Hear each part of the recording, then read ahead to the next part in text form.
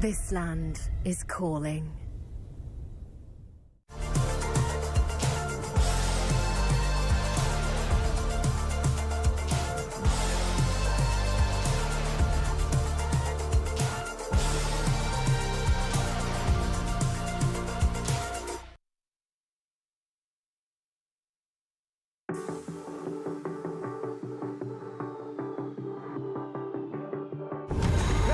Just trust me, okay? We just have to follow the MSC history footprint. Is it MSC in Riyadh this year? As in Saudi Arabia? Yes. Why are we trekking through the jungle? MSC started off in the tropics before it started to take over the world. Yes. Oh, guys! This symbol, it matches the Cuban frequency. I think we're getting close. You guys hear that? The format is calling me. I can feel it in my gut. Not your guts. You just skipped breakfast. Guys, look. 8 different warriors, all from distant lands. One sacred path. Oh my, Japan is back. Oh, 8 teams drawn into 2 groups. GSL format with BO3 matches, but at the end, only 1 team advances. We have to find the next piece first, because then we get to write the story. Imagine it. Lapels, MSC 2025, Fury Pro Max Plus. Ain't that good? Yeah, I like the sound of that. It's okay. I got this. What's that? Great Scott! It's the group stage format! The MSC 2025 group stages is going to consist of 16 teams broken into 2 groups, each group balanced and regionally diverse. So all teams will be drawn into 2 seeds, and teams from the same region can't be drawn into the same group. Groups will then play a BO3 double elimination. Teams with a 2-0 record and teams that survive with a 2-1 record will then advance. 8 teams will then fight for the ultimate glory. Is this still a group stage or a group elim stage? Well, it's kind of both. It's the best of both worlds! Maybe we're intentionally lost. Oh, you mean like the time a strong team lost to a weaker team to claim it was a strategy to go down to the lower bracket for a more dramatic comeback? Yeah, that sounds right. Yes. Oh, look! That seems like a shortcut to the finale! Perfect! Now we can solidify the format before they even get here. Let's go! Brigida, let me teach you something. When you see something shining, you smash it. I found it! The sacred format ahead of everyone else. LaFell! From now on, you can call me LaFell, the great format discoverer. LaFell! I think you broke the format. Oh, we can still fix the format. Thank goodness I'm out with you this time. Don't touch anything else, LaFell, no! Let's look at the knockout stage. The MSC 2025 knockout stage, 2-0 teams will get to choose which 2-1 team they want to face. Will the 2-0 teams just pick a weaker team for a better matchup? Or they could just fight a tougher team just to flex? Your question is, which team gets to choose first? Most game wins or shorter game time? We're going to have to wait until we get to Riyadh. Until then, let's have a look at the playoff bracket. Quarterfinals and semis will now be best of 5. Oh, and there's now a best of 5 third place clash before the grand finals. Final best of 7 to crown the ultimate champion. There you have it. The MSC 2025 format, wildcards to glory. Yes,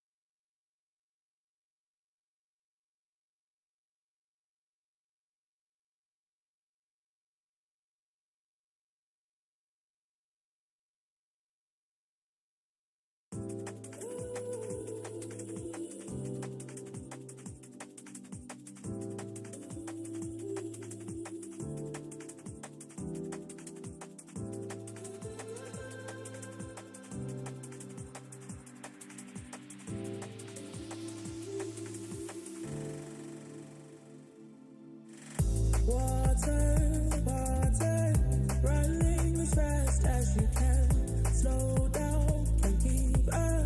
Don't think I have any more left out.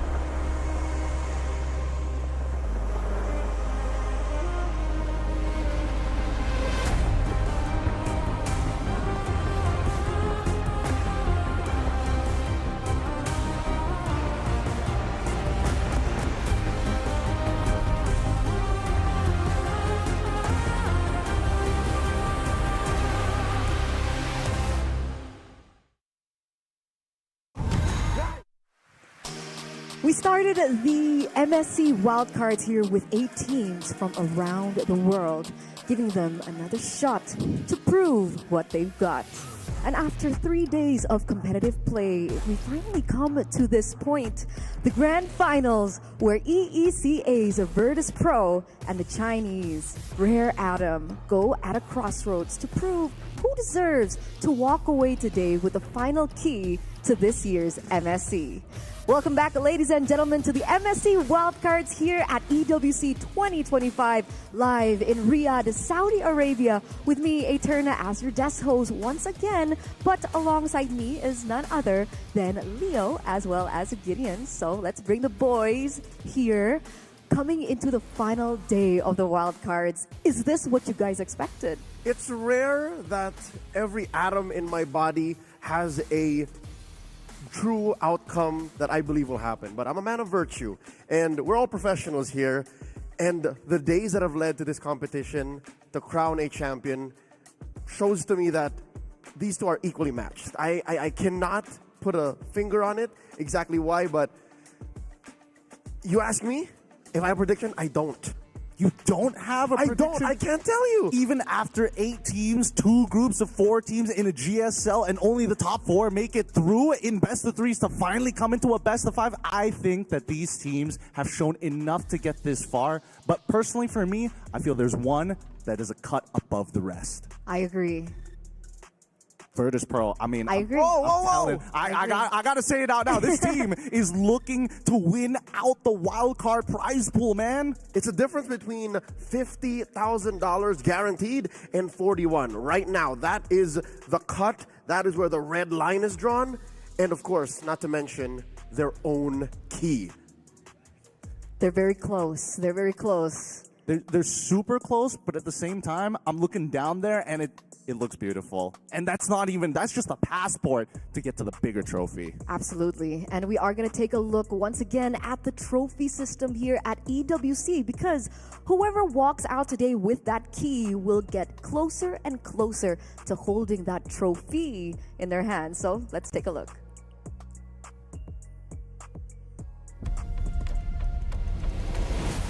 No competition is as ruthless as the Esports World Cup. Its trophy system is no exception. The Club Championship Trophy, awarded to the one club that rose above the rest and reigned supreme across all EWC games. The Game Trophy, when a competitor closes their eyes, it's all they see, and it's not complete until it's sealed with a champion's key. Every participant earns a key engraved with their name. That's their right to compete. This year, returning champions hold a key unlike any other. Only one can place their key into the Game Trophy and become an EWC champion. The frame of the champion's key is embedded into the totem, a stone marker of legacy displaying every champion of the year. The keys of the eliminated will be crushed.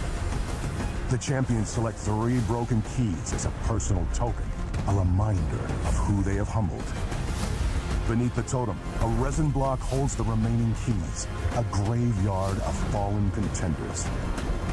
Will your dreams be broken or your name carved in golden stone? At EWC, nothing is granted, everything is earned. These boys are inching closer and closer to finally get a whiff of their own, of that victory taste maybe that we could be seeing. But remember, the wild cards are just the beginning of their journey. It's still a wild road ahead of them. And of course, guys, imagine that, right? Having your trophy, having your pick of the fray to put in yours as well, embedded as, what would you call that? A bragging right? It's more than that. It's a keepsake. It's a keepsake. I like that word. Well, I would say it's more closer to an effigy to a certain degree, man. I mean, after seeing Malaysia win it the very first time and taking 3 of their best competitors alongside with them, it's a mark, it's a legacy, some may say. One of which was Onyx, I believe. Don't like to remember that. Falcons AP Brent. Still remember. Who was the third one? TL? If I remember correctly, it should be TL. I remember 2 Filipino teams, 1 Indonesian team. But hey, that's besides the point right now. We need to see whether or not one of these 2 teams can actually earn their first qualification spot. Because keep in mind, both of these teams are from regions who have never had 2 representatives go to the main event. I agree. It's something new, especially for Rare Atom. I got a little talk with one of the Munfan, regions from China. And she mentioned that they had a little bit of a talk with Rare Atom. Ooh, what did he say? They're nervous. Nervous? They're nervous because technically this is their first international stage.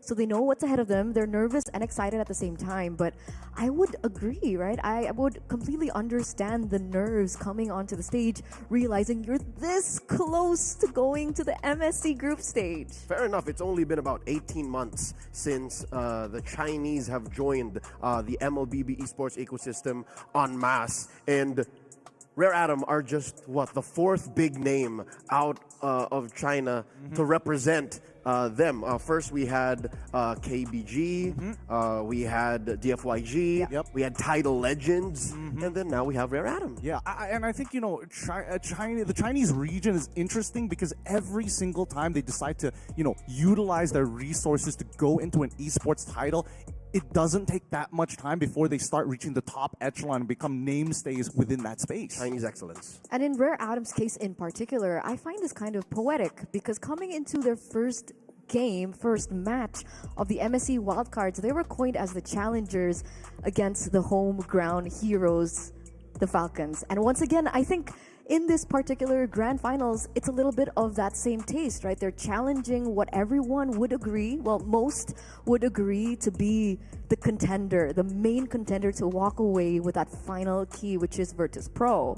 Comes first full circle. It does come full circle, but there's a lot of I don't want to say outside factors, but the meta has been rather interesting. It's a bit of a polish of how well your team is able to execute while still having the foresight and understanding of what the meta demands of them right now. And if we're going to be looking back at how Virtus Pro ran through their groups, ran through the crossover, they might be the best example of excellence when it comes to execution. Their drafts are relatively tight. They're still quite experimental. Again, this plays to their background as a team that played in a brave draft atmosphere, that environment they had in the MCC and the ECA. But you watch them, how they play. You look at their game times. They're relatively tight in comparison, on average, compared to their opponents now in Rare Atom. So is this going to be the name of that matchup? Is it the preparation and the, the mental of Rare Atom versus just the physical and the execution of Virtus Pro? That's a really good point here, because personally for me, when I look at Rare Atom, one of their biggest strong points is, yes, they have Indonesian representatives, but at the same time, these guys are very well prepared. Let's look at the way that Rare Atom plays, right? In terms of execution, it's not pitch perfect, right? But it doesn't necessarily need to be when you have imports who have that eye for opportunity and the correct tools against a crumbling composition. And on the flip side here, we're looking at a team in Rare Atom with the way that they have been playing. What do you think is something that we should be looking towards in this matchup against Virtus Pro? The overextension that comes from biting onto Don's traps, and of course Lanaya's tendencies to punish once that does happen. So interesting how it's the Indonesian connection within the squad that allows for this. And then the very specific way that Cat9 and Mikey ramp up to a power spike uncontrollable. I think those are what Virtus Pro should be watching out for. I mean, let's compare Virtus Pro then, because in their games, we've already mentioned about their team fight excellency, but there's also the in-game IQ, the game sense, and the battle smarts. The item builds that are coming out of them from every angle and aspect of this game, it feels like they are well put together in a composition whereby, hey, you've got Shen Lin from the side of the Mongols trying to do something crazy with his Diggy. Guess what? We're going to switch our Phoveus build. We're not going to go Thunderbelt. Bad caught. We want you to be that frontline carry. Give me that War Axe and I'll show magic. And that's what makes this matchup all that more scary, right? Because everything that you mentioned is definitely something that we are going to be looking at from the side of Virtus Pro, and whether or not Rare Atom are actually equipped with that kind of in-game knowledge as well as adaptability on the fly. Because it's one thing to know outside of the game, it's another to decide, all right, this is the right moment to use it here, this is the right moment to strike. Because when you're caught and you're in the zone, decisions can be awry. I love that you brought up about adaptation. I'm curious about your opinion on this. Who do you think is going to adapt better? Because I'm leaning just a little bit when it comes down to draft specific, Rare Atom to be the victor in that department. The meta has slowly shifted towards a more predictable pattern. We know now how important Uranus are, Baksha, Kalia, Farsa, Kimi. Like these are big names that both teams will want to get their hands on. So if Rare Atom are able to put Virtus Pro into a position where they can't draft for initiative, they can't draft to be the first responders, then definitely Rare Atom will have the advantage there. They'll have the high ground, so to say. But as it is, Virtus Pro, I don't think we've seen the bottom of that pool yet. I think they've got a lot packed in the tank. So good luck for Rare Atom to try to out-prepare them in that sense. It makes sense because in MCC, it's a global ban system. Yep. So that's why the hero pool goes so deep. So it's a little bit more on Rare Atom in this particular case because you mentioned the Baxias, and I think that's especially true for Rare Atom because of Cat9's hero pool. It's still something of a weakness, I would believe, that can be utilized by Virtus Pro here. The fact that he's only been able to perform well on the Baxia and the Hylos. He's picked up the Arlet, but he hasn't had the same impact when he's on heroes that he's comfortable on. Hey, if we're talking about impact here, and now that we have Virtus Pro walking up to the stage with Real Solo, otherwise known as Fly Solo, with his notebook in hand, it looks like they've done their homework, right? I don't know how nervous they actually are, but I got to talk about some of the key playmakers, if not stable people on the side of Virtus Pro. Number one, I mean, the internet has been going wild all for Pluto. They just can't get enough of this guy. And let me tell you, he's quite a funny guy in game. He's a little disrespectful, of course. He wants to get underneath your skin. But the one that stands out to me is Bober, especially on that Kimi. Bober. What about Andoryu? Andoryu, it's tough, right? Because Andoryu has been such a stable independent, but he's also the nightmare. And Andoryu can do no wrong. You look at every single game that they've played, he will struggle. He struggled literally once. But that aside, he's never down. So he is a linchpin of the squad, and it would be a mistake, I think, for Rare Atom to try and attack him in-game and in the draft. We've seen what happens when you try to attack Andoryu's hero pool. That's an exercise in vain. Well, I don't know, because Lanaya has done a lot of work for the team. He's received so many bans from so many different teams. Same argument can be made about Andoryu as well, right? They've been pinched before, but the rest of the team really steps up in those tight moments. And it's funny, right? Because if we're comparing the hero pool of both these junglers, they're actually quite similar. The only distinguishing hero that we're seeing from the side of Andoryu is that Uranus in the jungle. Might we be seeing it in this match? No. I hope not. Because Uranus is just banned. always, since day 2, there's a 95% chance that Uranus gets banned. So don't even think of him going to the jungle when you can't get him in the EXP. Well, I think this is a good time to actually bring up about priorities when coming into this particular draft, right? It's probably going to change because it is a best of 5, to be fair. So first and second games, we should be expecting very slight adjustments before we see the bigger ones. Number 1, Uranus, as you mentioned, going to get axed out very quickly. Boxia is a big question mark. Kimi Farsa is also really interesting, right? Because if Boxia is banned out, usually the Kimi gets let through, and then we've seen Farsa do so much damage from far. It has been the prime mid laner for a lot of wildcard teams. Here's the thing. These are two teams that have come with a 3MM meta or strategy. So I think maybe Kimi might be a deciding factor of how the rest of the drafting phase goes, because usually they rock the YSS, the Kimi, and then some other form of gold lane. Yeah, those are the 2 heroes that are necessary to make triple marksman work. We did see Influence Rage go for the Hail Mary and try to reintroduce Roger as a substitute to the Isenshin. Didn't work out. So yeah, no, watch out for Isenshin, watch out for Kimi. And I think one more hero that we should consider is the Kalia. Virtus Pro, in 2 of the 3 series that they played, they banned Kalia. Suddenly, when they faced the Mongols, they let Kalia go. So that's a question mark, because you could say the same for Rare Atom. They always ban Kalia, but sometimes, for some reason, they just let it through. But boys, it looks like the time is now, and we are ready to get into our first game of the grand finals here at the Wildcards, best of 5. So everything is on the line. Endurance will be put to the test. Leo, Gideon, take it away. Indeed we will.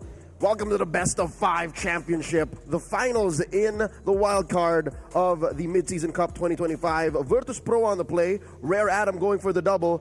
There goes the 1-1 and the Baksha, while Rare Atom bans out the Farsa. Kimi's still at large.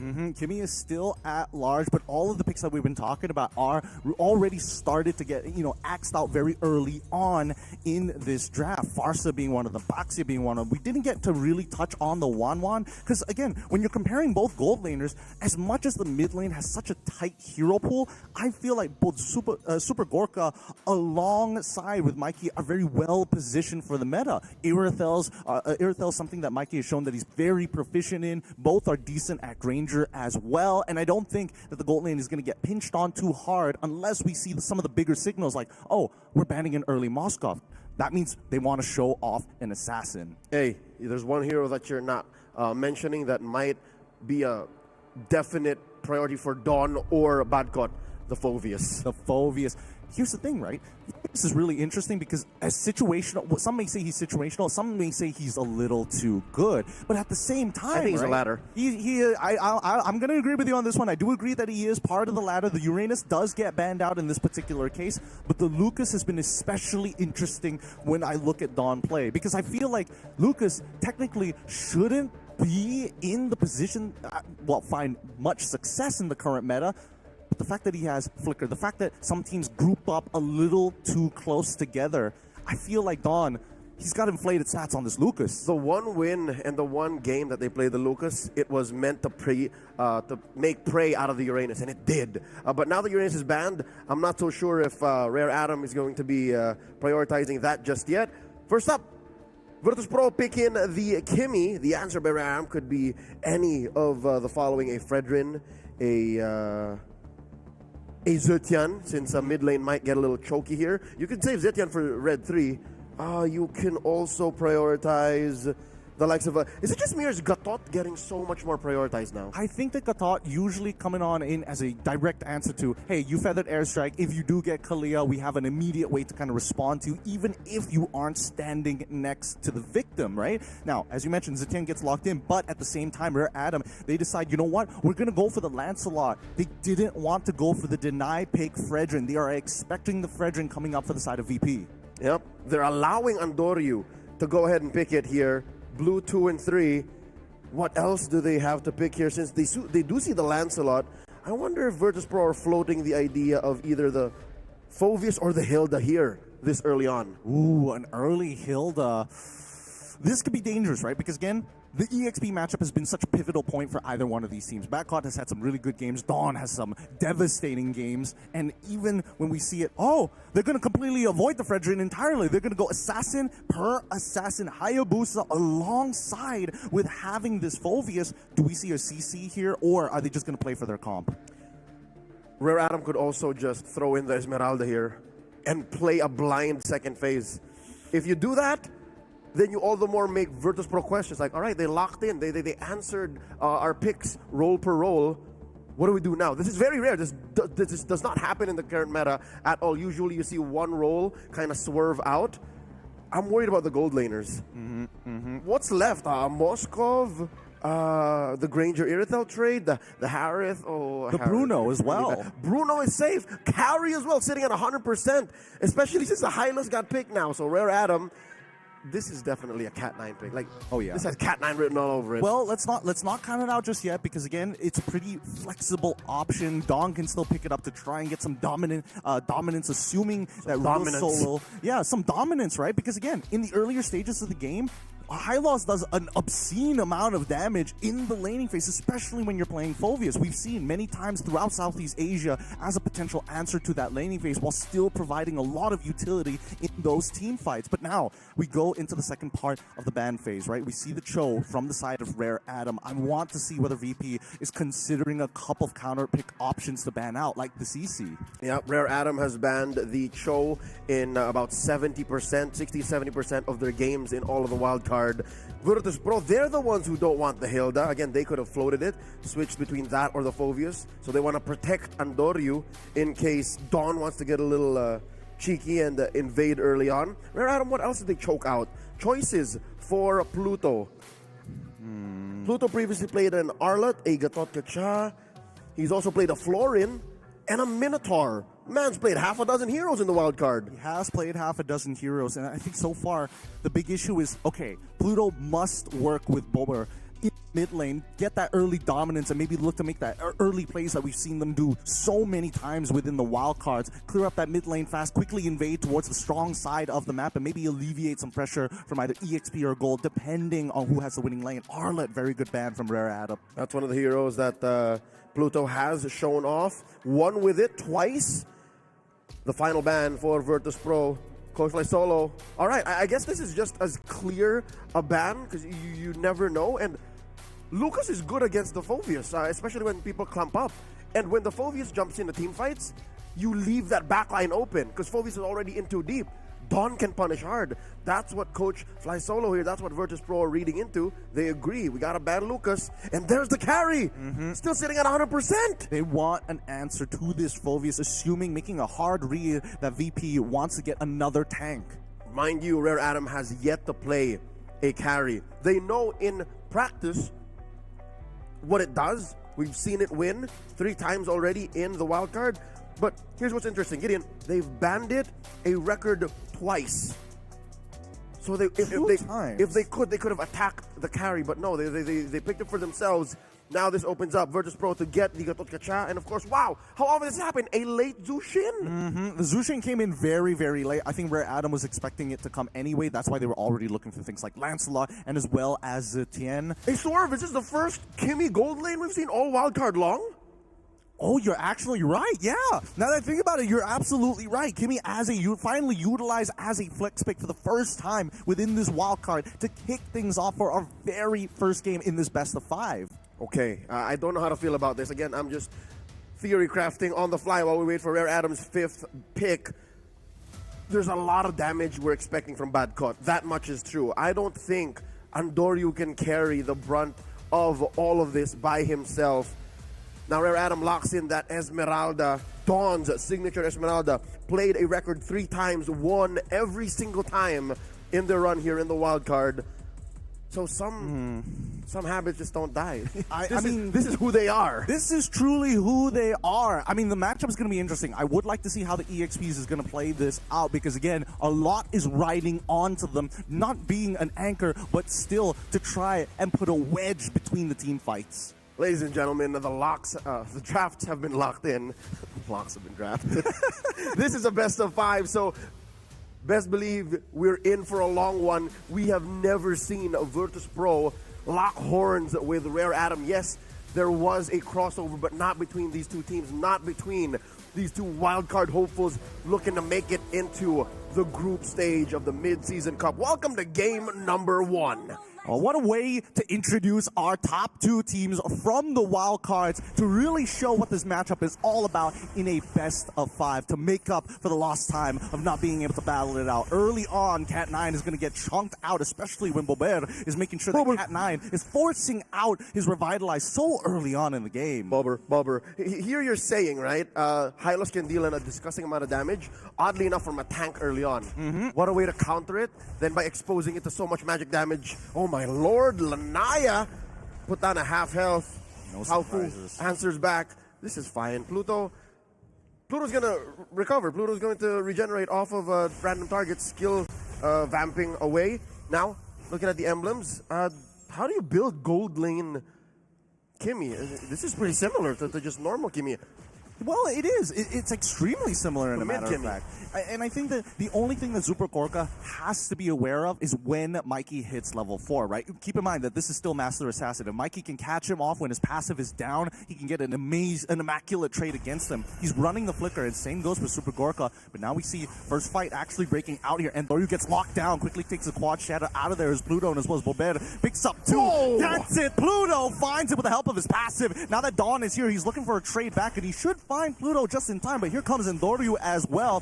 Can they chunk him out enough? Vengeance already popped. Oki Shadow Kills coming through, and there we have it. They found one, and he might even get another, forcing out the Revitalize out of Cat9. Endoryu backs away. I'm sorry, Mr. Horse. I'll take a step back.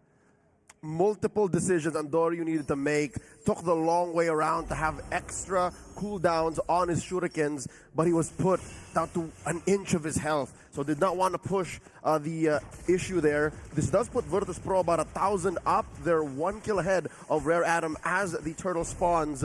No one from the Chinese squad close to the neutral objective just yet. This looks like a clear take for VP. It should be pretty easy for them, right? Virtus Pro, full control over what they wanted in the map. They've traded well, they've traded up, and now 1,300 gold ahead of their opponents. Where are they going to start bleeding that pressure, right? Because Pluto and Bober, they've done these early engages before. They've invaded the enemy jungle. They have a rough idea where Lanaya is going to be, and it looks like they want to apply that pressure towards the gold lane. All right, finally we get some action in the gold.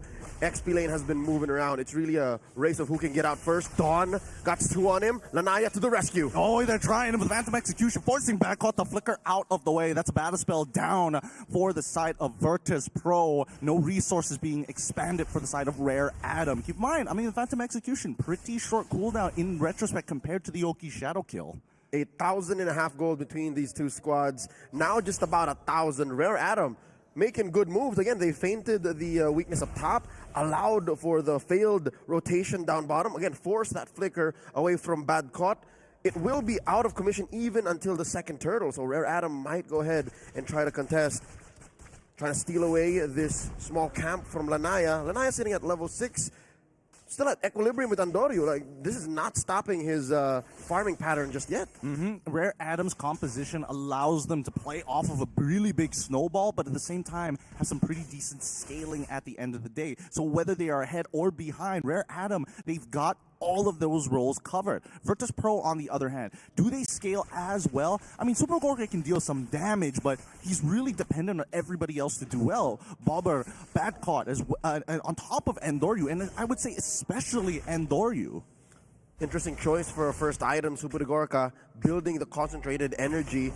So I'd reckon he knows he's in for a fight early. Maybe after this first turtle, second turtle, I think he'd want to be part of it. This is where it spawns. Upper quarter. Cat9 sandwiched by 3. Now they're going to get right on top of Cat9. He's going to get picked up, pulled back in. The passive from Super Gorka still active here. He can maintain the energy charge with the help of the turtle. And this is honestly really good for Virtus Pro, right? Rare Atom need to respect Super Gorka because Kimmy is so deadly early on. They're going to take it slow. Pluto holding on his taunt. Glorious Pathway comes out for the side of Cat9. Zen drops her, catches all 3. And now Dawn with the AOG in the back to slow them down. Paufu, he needs to run. Lanaya as well. They make it out of there. Super Gorka finds one in Cat9, and Dawn is left to dry. The Vengeance is good, but is it good enough with the help of the damage of Paufu? Dawn gets knocked back, caught, takes the kill. Way too much sustainable damage. Whether it be through skills or right clicks, Virtus Pro convert through the roof, taking down that mid tier 1, a main artery, making narrow even more Rare Atom's window to farm. Suddenly they're up by almost 3,000 gold, and a good chunk of that is, believe it or not, on Bober. Bober, what is this guy made of? He's made of steel so far. In the meantime, it looked like Lanaya wanted to chunk out Pluto, but again, the early game from Virtus.pro is just so much better than Rare Atom, right? Everybody from Gothard all the way to this Kimmy, early to mid game, you just don't have the base damage to compete with these type of heroes. Super Gorka picking up his Sky Piercer. Pluto now on that Thunderbelt. Wow. This is a very good position for Virtus.pro. They can keep pushing the advantage, giving Rare Atom not the easiest time at all in farming, because the fact that you see Pluto, and the only way you can tell if it's a real engagement is via an ult from Powfu, that makes it very difficult for Adam. That makes you question if it's safe for Mikey to farm. And that's one of their main ways to make it through the mid to the late game. At least Mikey can scale up. Cat9 dropping the Glorious Pathway here. Oh, they're even dropping everything. The trigger has been pulled. Now, with the AOG to try and disengage Cat9 as well as Dawn are in a lot of trouble. The damage is just not there as Super Gorka untouched and doesn't have to worry about anything. But here comes Andor, who finds it. Isolation and taken out by Bad Cop. Virtus.pro deny Rare Atom. Again, it's a understanding of who's the beatdown. I think Rare Atom misread the situation, saying, hey, look, there's an isolated 2 or 3 from Virtus.pro. Let's do it. Fury of the Phoenix. Oh, wait, there's 4 more coming. And then Andoryu from the flank. And instead, they lost out. Not just on bodies, but even the turret, plus the turtle. Everything is going Virtus.pro's way. And Andoryu, he's feeling himself, picks up a Sky Piercer. That's how you know that they are that far ahead. They've already developed a 5K lead in the back pocket, right? An insurance policy. Dawn, he is not scaling as well as he wants to, especially with the snowball developing further and further for Virtus.pro. Pluto, he's going to take his time here. I think Rare Atom, it's a problem now that Super Gorka has been unlocked from his lane. With all the T1s missing, we can see that Lanaya is trying to split push on the opposite side to at least fight back for the economy. And this is an effort to let Mikey farm. Give resources to Mikey. He's your only real out. I think the whole Dawn gambit is out the window. Super Gorka left his lane 2 minutes too early. Virtus.pro are playing in the late game now, even before the 8-minute mark. So with that, the lead has grown up to 5,000. Mikey just built his golden staff. And here's the thing. I think Rare Atom are struggling to get Mikey into position to matter. Cat9 is just too soft. Dawn is too soft. The Vengeance only has so much cooldown. Oh, Shadow Kill! I mean, the Shadow Kill is almost good. RNG not in favor. It's going to be Lanaya who gets out, but they did have to use Cat9's Revitalize to just for some kind of guarantee here. Based on what we were seeing from the items, I do notice that Lanaya actually going for the Malefic Roar. Super Gorka, what a hefty purchase here. Holy Crystal already completed. He is going to be cutting through the members of Rare Atom. And this is a blessing that Matt. Oh, Andoryu gets caught underneath the Glorious Pathway. Forcing out the Quad Shadows. Mikey here should be able to secure this kill. No problem. Nicely played. Rare Atom find one, but the T2 down by mid-side is going to collapse under the pressure of Virtus.pro. This is how they've been playing, right? They can play that 4-and-1 style that we were, well, I would say we were expecting from early on into the wildcards, but only deployed now. And that was, one could argue, a way for them to push mid-tier 2, but they could have taken their time. Now Rare Atom has the numbers advantage. They're going to try. They're forcing the scenario here. Pluto and as well as Backcall, who, again, just too strong with the lead that Super Gorka has. That Vengeance is only going to buy you 3 seconds worth of time. You're going to get melted down. So apparently the numbers advantage equals to 5,000 gold. A single hero is 5,000 gold. Rare Atom could not push the advantage. I could have sworn they were looking at Virtus.pro. There's only 4 of you. There's no way without Andoryu will you take this fight. Virtus.pro says, nah. They push him out of the Lord Pit, send them back to their only lane that has a tier 2 up top, and now Rare Atom has no choice but to Ube. They are sticking to each other, clumping up, allowing Virtus.pro to score a Lord uncontested. Let's see how Virtus.pro is going to try and close this game out. Because again, a big problem we've seen for a lot of wildcards teams is when you have a lead, how do you convert that into a game-winning scenario? How do you break the base? And there's but one time Virtus.pro struggled to do that against Influence Rage. That is their game 3 in that best-of-3 series. Took them about 19.5 minutes. Now we're looking about halfway that. 10 minutes in. Holy Defense is still standing. Badcott waiting to get the signal to jump in. No one yet under the spell of Bober, and they pop the holy defenses. All right, popping the holy defenses. That's a good start here. We're past the 10-minute mark, and I saw the items. Holy cow, Super Gorka already has 4 items complete. A Sky Piercer being one of them, and even a Divine Glaive. So even your Radiant Armor won't mean anything. Traction Pulse, AOG comes out through catches too, however, forcing us with the Fury of the Phoenix, guarantees one of the frontliners. Falling Star move catches onto 3. Lanaya quickly with Thorn Rose gets on out of there. He gets pulled back, still able to dash out. No, Bobber catches him. Sky Piercer active. Mikey takes Badcott. Mikey is looking for more. Super Gorka takes them out. Another inhibitor will collapse. 2 for 2, a little messy. I'd reckon Virtus Pro's reading the room and saying, oh, we might overextend. Cat9 still alive. Oh no, Adoryu is forced to take the shadow back. Mikey makes the play with the help of Cat9. Rope-a-dope. Rare Atom used the high ground to their advantage and got a kill onto Andoryu. Again, I think it was more beneficial to take down Badcott. There was at least some bounty on him. But to slow down Andoryu's snowballing, that is also key. He is up 2 levels on Lanaya. I wouldn't even dare to think how much gold is between them. They're still looking at about a 6,000, 5,000 gold lead. Damage dealt, though. Look at Dawn. Excuse me? It's costing him a lot, though. This is off of the back of his constant dancing around and constant use of vengeance. I agree, but at the same time, well, it's rather shocking that he's almost 10,000, like 9,000 ahead in terms of raw damage. But he does also top the rankings in damage taken. It's a matter of quality, quantity versus quality. Now Cat9 dropping the Glorious Pathway, all in an effort to just help keep the purple on their side. And Virtus Pro, they understand, as long as we don't interact with you, we take away your economic, we maintain our economic advantage by ensuring that you starve in your own jungle and put yourself in dangerous positions by walking out to the waves. Like a medieval castle siege. Time is on our side as long as you're not getting resources. Rare Atom, despite the win in the bottom lane, despite the punish, are still struggling, still going around the map as a 5-man coalition. In comes the AOG! Powerful, getting hit and taunted as well. Traction Pulse doesn't connect on anybody, but here comes the Fury of the Phoenix to slow down Cat9 as he drops down the Glorious Pathway, but the backline is already dead. Super Gorka is going to take him out one by one, but that vengeance is costing him. Mike just cost him his life. A double kill already, but it's just too late. A triple and a double for Super Gorka and Andoryu as they look to close out game 1. Clean wipeout by Virtus Pro, first to the board in a best of 5, 1-0. Woo, what a way to start the day here. All right, Virtus Pro, they knew that they had the lead. They pressed the advantage, and they ensured that they played the siege perfectly, cracking down on the holy defense, ensuring that they get inhibitor turrets early on. And then Rare Atom, the ball's in your court. How do you want to play this? It's clear that Virtus Pro speak one language, the language of good MLBB. And there was the word on the grapevine that, hey, introducing a Pluto mid-season MCC, introducing Andoryu pre-MSC wildcards will be a problem.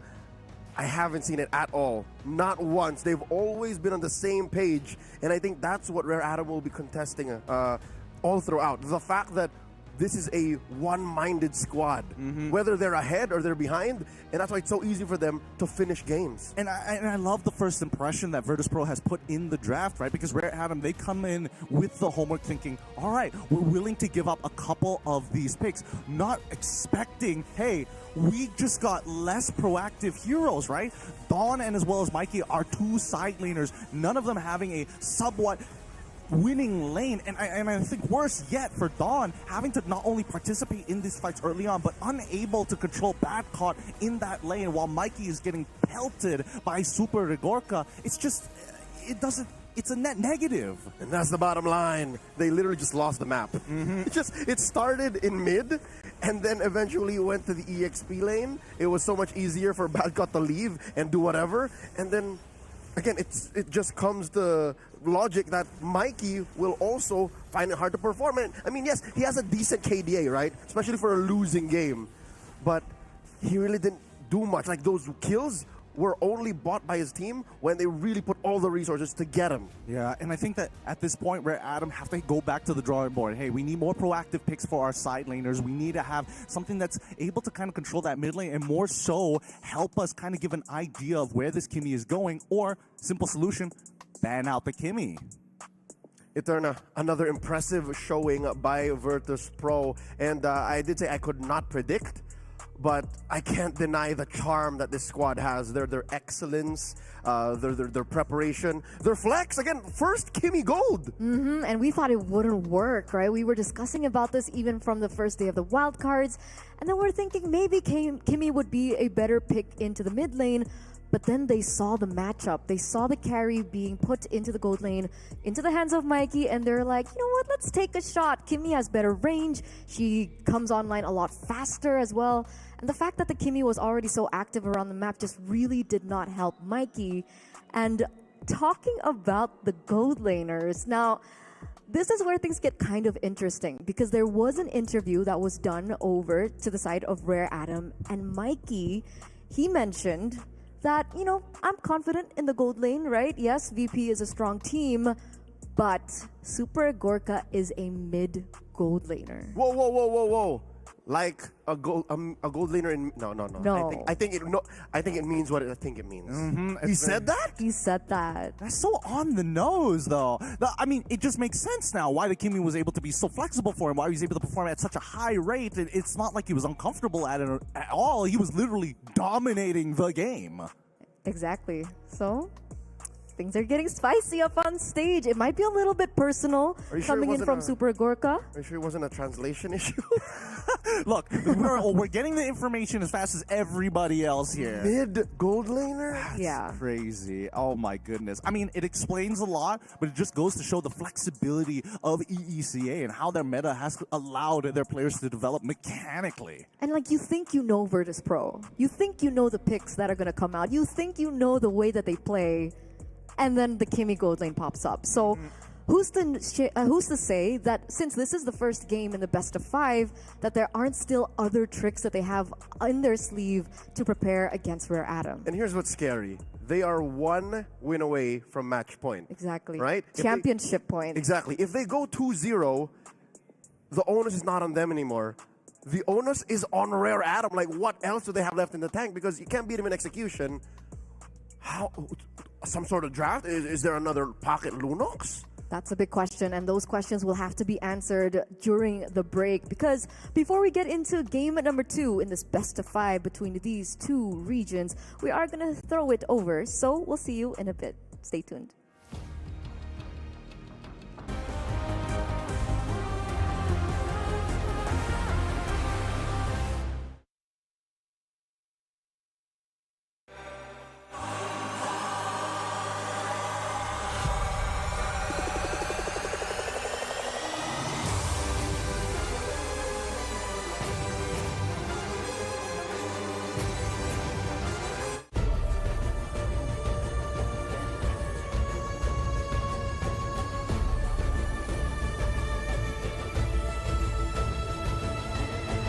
This land is calling.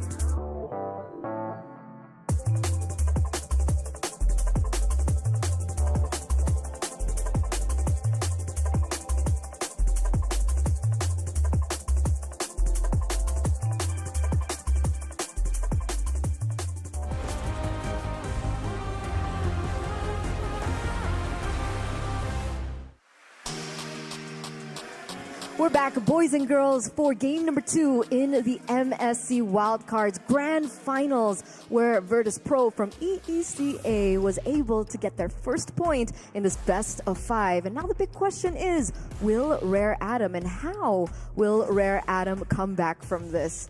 Boys and girls, we saw Rare Adam walking back up on the stage, and we heard some yells of motivation. And they have played from behind before, so it should be looking good for this team. They actually started the whole wildcard run on a reverse sweep. So that set the tone for the rest of their journey to the group stage. So this is no strange situation for the Chinese squad. They It's deserve an also award. exactly. I was about to say it's no stranger for MLBB to get awards as well. So for those of you guys back at home, check this out because it's time to celebrate a decade of greatness at the Esports Awards. It looks like we are nominated for 3 awards. Imagine that, 3, not 1, not 2, but 3. Let me take a look just a second. Esports Game of the Decade, M5 World Championship for Esports Live Event of the Decade. The third is Moonton for Publisher of the Decade. So don't forget to show your support at the esportsawards.com/vote. Put it in right now. Do it while you still can, because again, these games are only going to get more intense, and I think that the drafts are going to get a little bit faster once these teams get a good feel of each other, right? Game 1, Game 2, it's like testing the water, you know, litmus test. Is it more alkaline? Is it more acidic here? Do we get the blue? Do we get the red? Well, they'll figure it out as the game goes by. Because of what happened in Game 1, Carry and Hylos are no longer 100% win rate. Oh, Gutted in their stats. ouch. So the stats have become skewed because of how Virtus Pro flexed the Kimi and suddenly picked the Zushin. How do we not see the Zushin, man? Zushin is currently ruining, weirdly enough, teams that know how to play Zushin win with Zushin because she has a very mid win rate. Picked 13 times so far and only won 6. Including the last game. So sub 50%. It's about 47% win rate, closer to 46. And I think it's fair because of the amount of times that it has been picked up And banned. and banned. Also true. Also And true. I don't blame you guys because, again, we mentioned this before the break begun. We're like, Kimmy, we see the Kimmy, insta-mid. That girl, though, Kimi, has astronomically high numbers. The last game was her 15th game, and that puts her at 12 wins. Do the math, you're close to 81, 82%. That's a fine win rate, sir. A fine win rate indeed. But it's a big problem that we are seeing right now in the metagame, right? Because again, mid, as much as people are saying that it's not as diverse as it used to be, the power picks are really in the top echelon of the meta so far. So it's like you can't ignore it, but at the same time, we haven't seen a direct answer to it yet. Yeah, that's why I'm so determined to think Rare Adam can win and beat Virtus Pro. Again, I'm call me a negative Ned, but I'm already putting myself in that position wherein we're at match point. What else does Rare Adam do? I want to see something else like a Lunox mid. Because that might be the one way that you catch Virtus Pro off guard. Another pick that I'm thinking of, I mean, this is really digging into the backlogs of what could potentially turn things around. If they have plenty of projectiles, there is one hero that deflects it back at you. A Lolita. Ooh. I mean, we've seen teams use Gata as a means to extend their lead and also to disengage. Why not the Numenon Blast? It's a triple marksman meta. Like, you're allowed to do that. Where is Lolita? You're right. Okay, I understand the gravity and of course the value of a Lolita here, especially if we're talking particularly for heroes like the Lunox, but the fact of the matter is, the heroes that are very strong in the meta right now, do they not dash a lot? Will they get maximum value from the Numenon Blast? I mean, you guys go ahead and answer that as I'm going to throw it over once again to you boys for the drafting phase, game number 2. First of all, we're men. Second, it's the same sides. Virtus Pro on blue, Rare Adam answering back. They get the double. Coach Fly Solo taking out the 1-1, the Baksha, and the Yisun Shin, while Rare Adam take out the Farsa, the Kalia, and I would reckon something like the Kimi here or the Zushin last, because Is it just me or is Uranus missing? He is missing. I first would like to identify myself as a boy at heart. But even so, I do agree with you. I think that Uranus is a big question mark. I would say arguably, I feel like, hey, let's give it over to VP, assuming that is first pick. But there's the gamble of, where's the Kimmy? Now, Zushin finally gets banned, and now they open it up to VP. Because you can't get both of their priority picks at the same time unless they've got a curveball ready to be thrown to kind of counter both of them. And here's what's scary. VP now is wondering, do we first pick Uranus or do we first pick Kimmy? If we first pick Uranus, we give over the Kimmy, and then we give over the whatever, Esmeralda or the Lucas to take us down. But no, they're not going that way. They don't swing that way. They instead go for the Kimmy and give Rare Adam the onus of, okay, you pick the Uranus, because I think Virtus Pro might debut something else to answer said Uranus. I'm all for it. I'm all for answers to this Uranus. Nobody likes this hero. Well, I'm making a generalization here. I got to keep my personal biases to myself. But I mean, Kimmy, you don't like it? I don't like it. I don't like how slow he is, but I like him. I think he's dog water.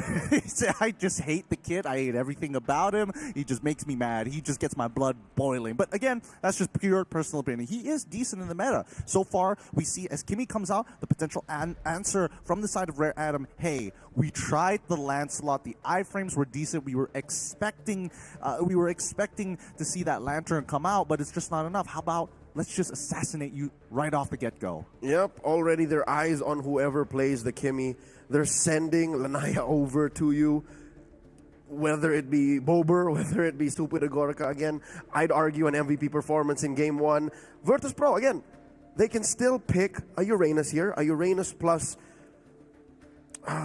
Uranus Fredrin? Oh, there it is! Uranus of Fredrin. Truly, two big barricades. They were not letting go of the Uranus. No way. Blocks of cheeks to make sure that this Kimmy is going to stay ahead. A metric ton minimum. It's too heavy. I feel like, okay, right now, the damage profiling, right? A lot of magic doesn't, well, actually, it makes a little bit of sense here, right? Because there is a natural shred coming in from this Uranus, but that's assuming that the fight goes a little long. Rare Adam, on the other hand, it kind of feels like, based on the performance of Palfu on this Zutian, it's always a disengage mechanic, right? The fights don't go as long as they would like to. They're very dependent on Lanaya as well as Dawn to kind of go in, find that initial execute, get back out.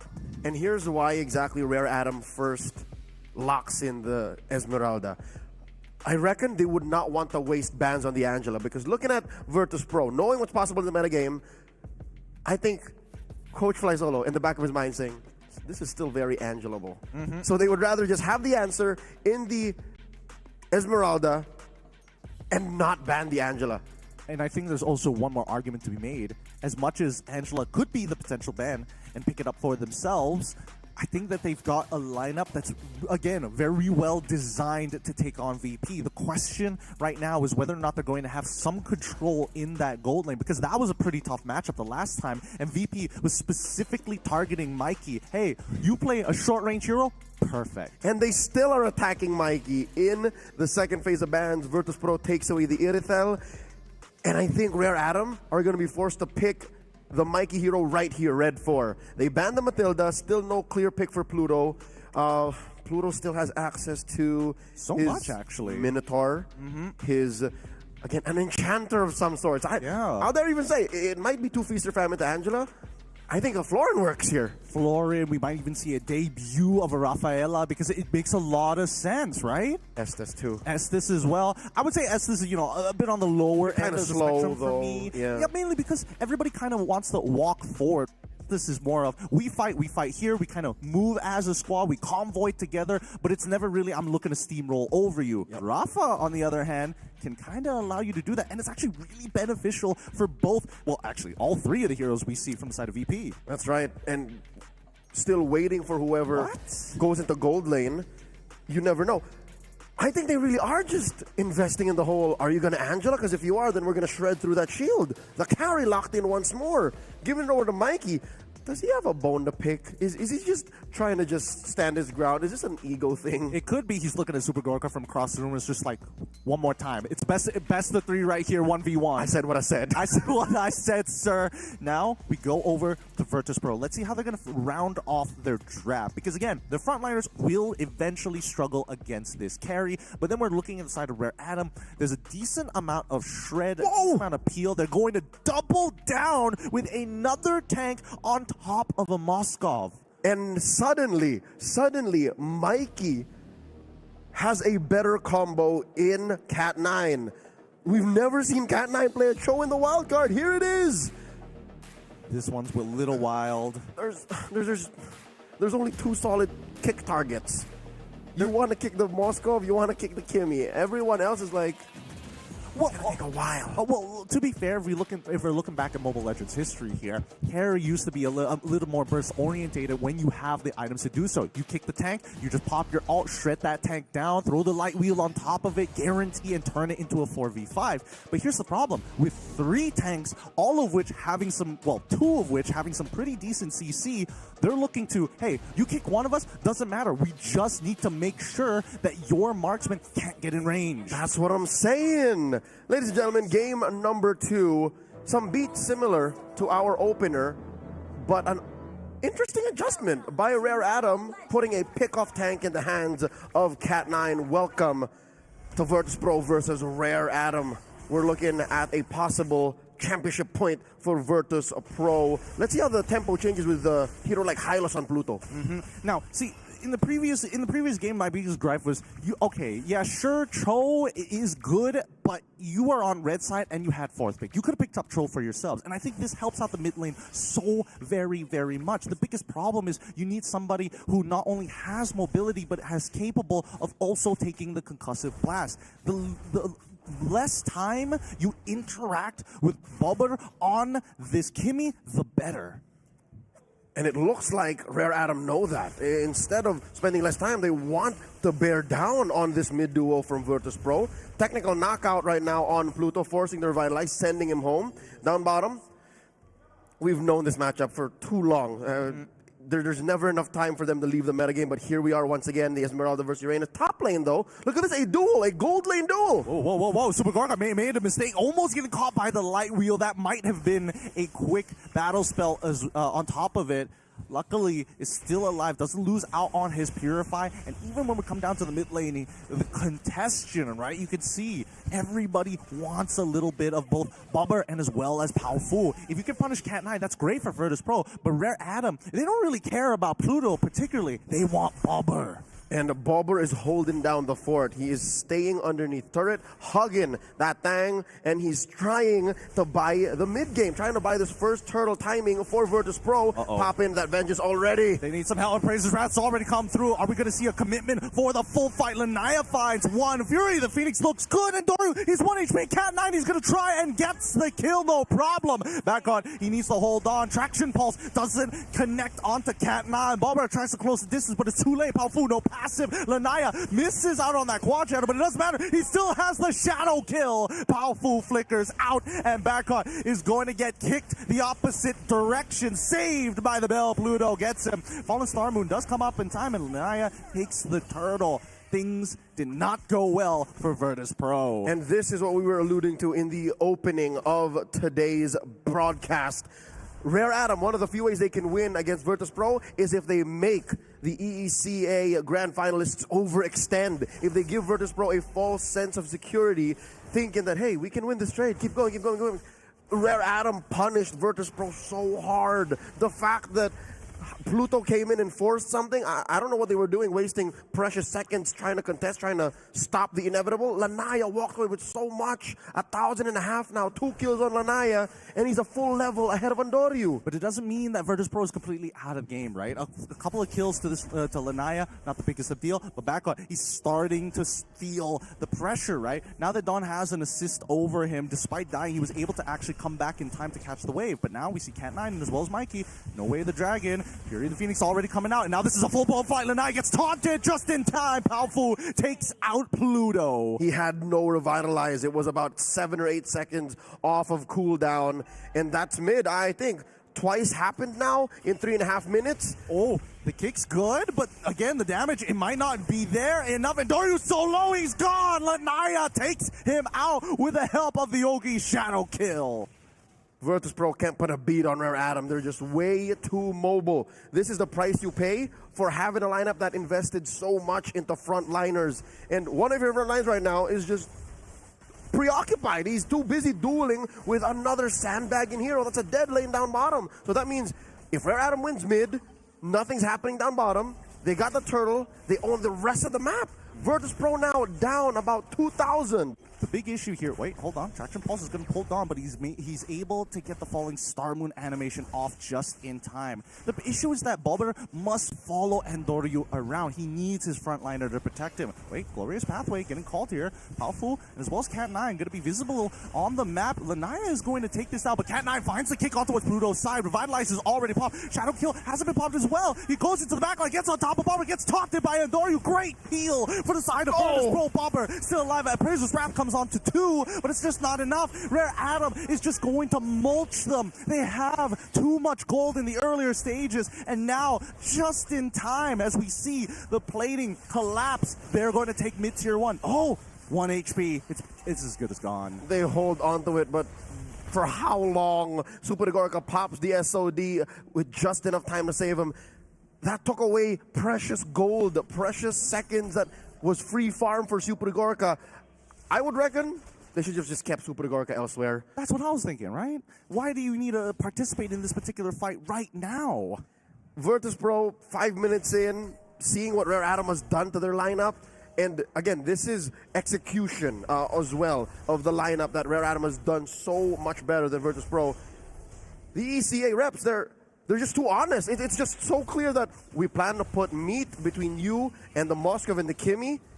And if you do anything to stop us from getting there, this is a non-starter.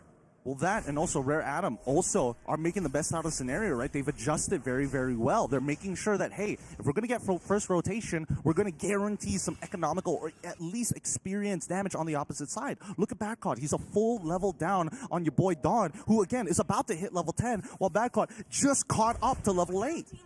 And the rest of the map is crumbling. The first turret falls. Funnily enough, that's in the top lane where Mikey is. You don't want to see this when you're Virtus.pro. Oh my lord, Lanaya comes in, Shadow Kill! It's good, but Andoryu, he's looking to peel for Bobber, forcing Lanaya to back off. That's going to be a big ultimate down, especially since the next turtle is about to spawn in the next 6 seconds. Rare Atom, they're not attacking just Bobber. They're attacking the Kimi very specifically. No Shadow Kill, currently on Lanaya. Does ride Badcott into the turtle pit. Now at half health, Rare Atom bursting this turtle. Oh, the Glorious Pathway is already coming up, forcing out the Fury of the Phoenix. Dawn is able to maintain his position as Mikey takes out Badcott. The kick seems to be good, but now they're going for the Shadow Kill. And now Andoryu with the Appraiser's Wrath is doing basically nothing. Mikey can tank the damage while still pumping it out against Virtus.pro. The punishment. The carry is just too good. They got her out of that lane, got enough items on her, XP on her. Truth be told, it's mostly the kit. She only has 1 item. It's really just the corrosion side that's doing the work here. He just built that golden staff on his way to the Swift Trinity, and he's up by 1,500 gold. Super Gorka, we haven't seen him do nothing.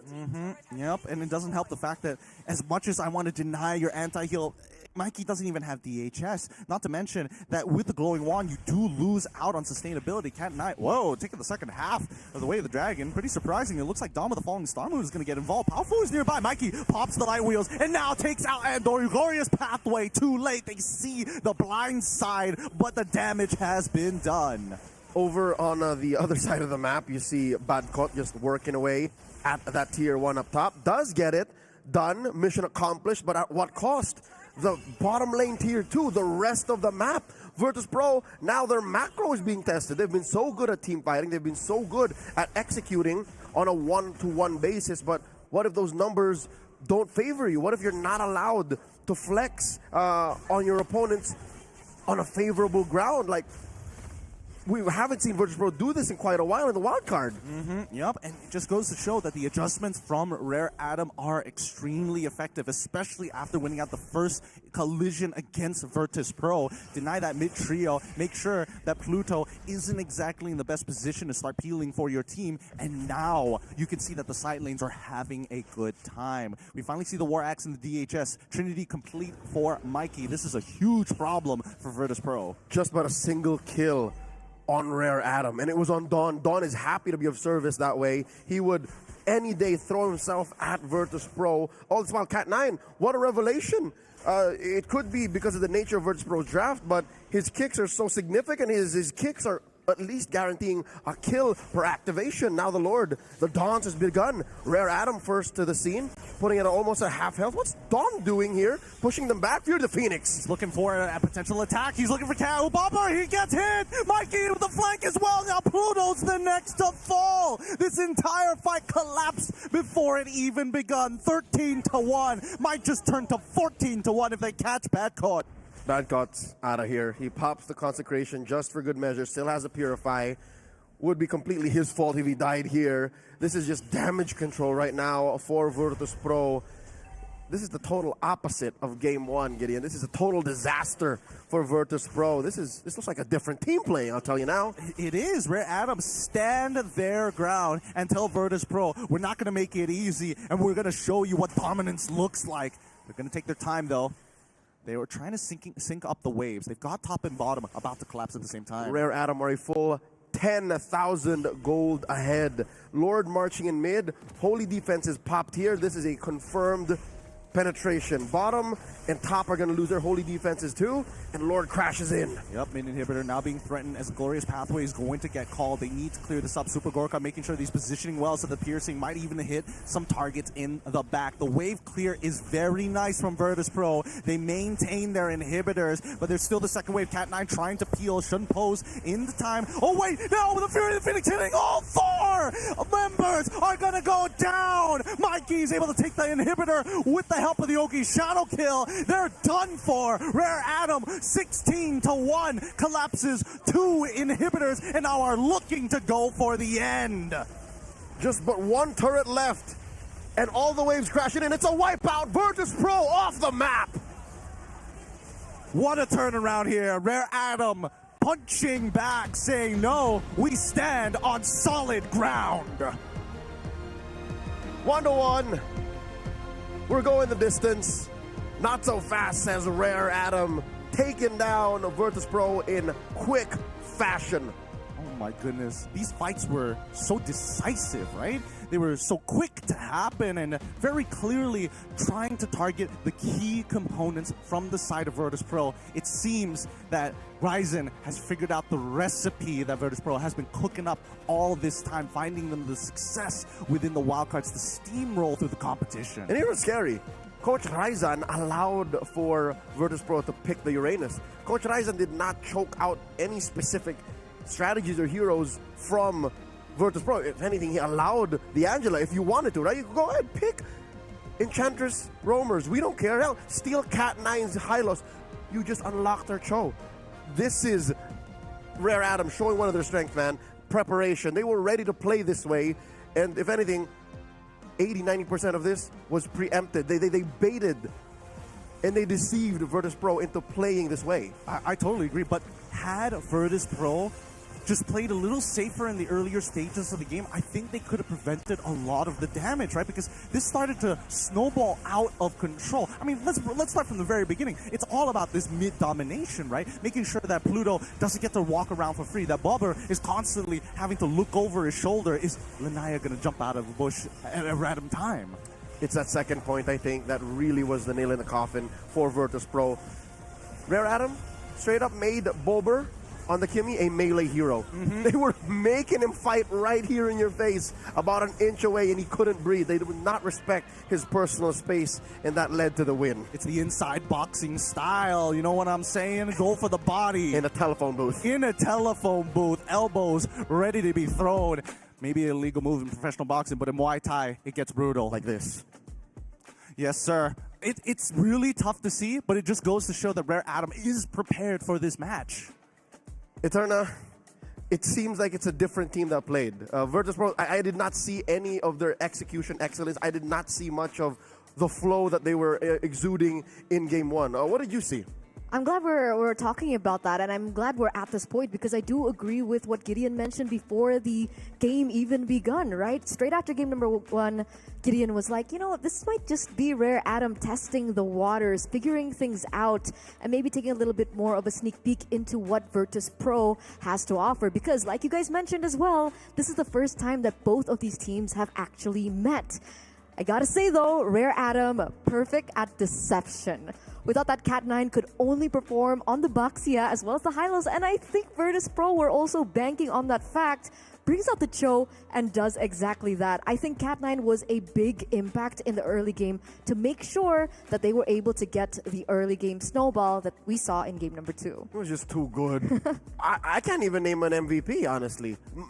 Looking back, might even be Cat9. Might be one of the main reasons why Bober couldn't breathe. Yep, I would say Cat9. Cat9 or Lanaya. Both of them had some really good target prioritization. They really had to weave through the cracks to make it happen. The crazy thing is, you know, the two cores from the side of Virtus Pro, they brought Purify. So you would think that, you know, face value coming into the game, nah, no way Cat9's gonna get these picks, no way. And then he figures a loophole around it, making himself still relevant in an arena where it does not favor you. Wonderful adaptations coming from Cat9. I'm all for it. I hope we go all the way here, best of 5. If that's the case, if we want to see them go all the way, I think we throw it out the window, any clause of a download game. Honestly, I didn't think Rare Atom would be the kind of team to look for a download game, but hey, if it's a team that you've never fought in the wild card, do what you gotta do, and here they did. They allowed for game 1 to, you know, go the way it did, and then they won swiftly game 2.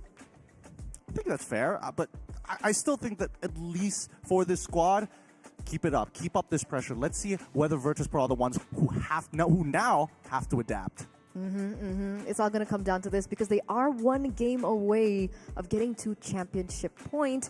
And it looks like we are going to go to a short break before we get into game number 3 between Virtus Pro and Rare Atom. We'll see you right after.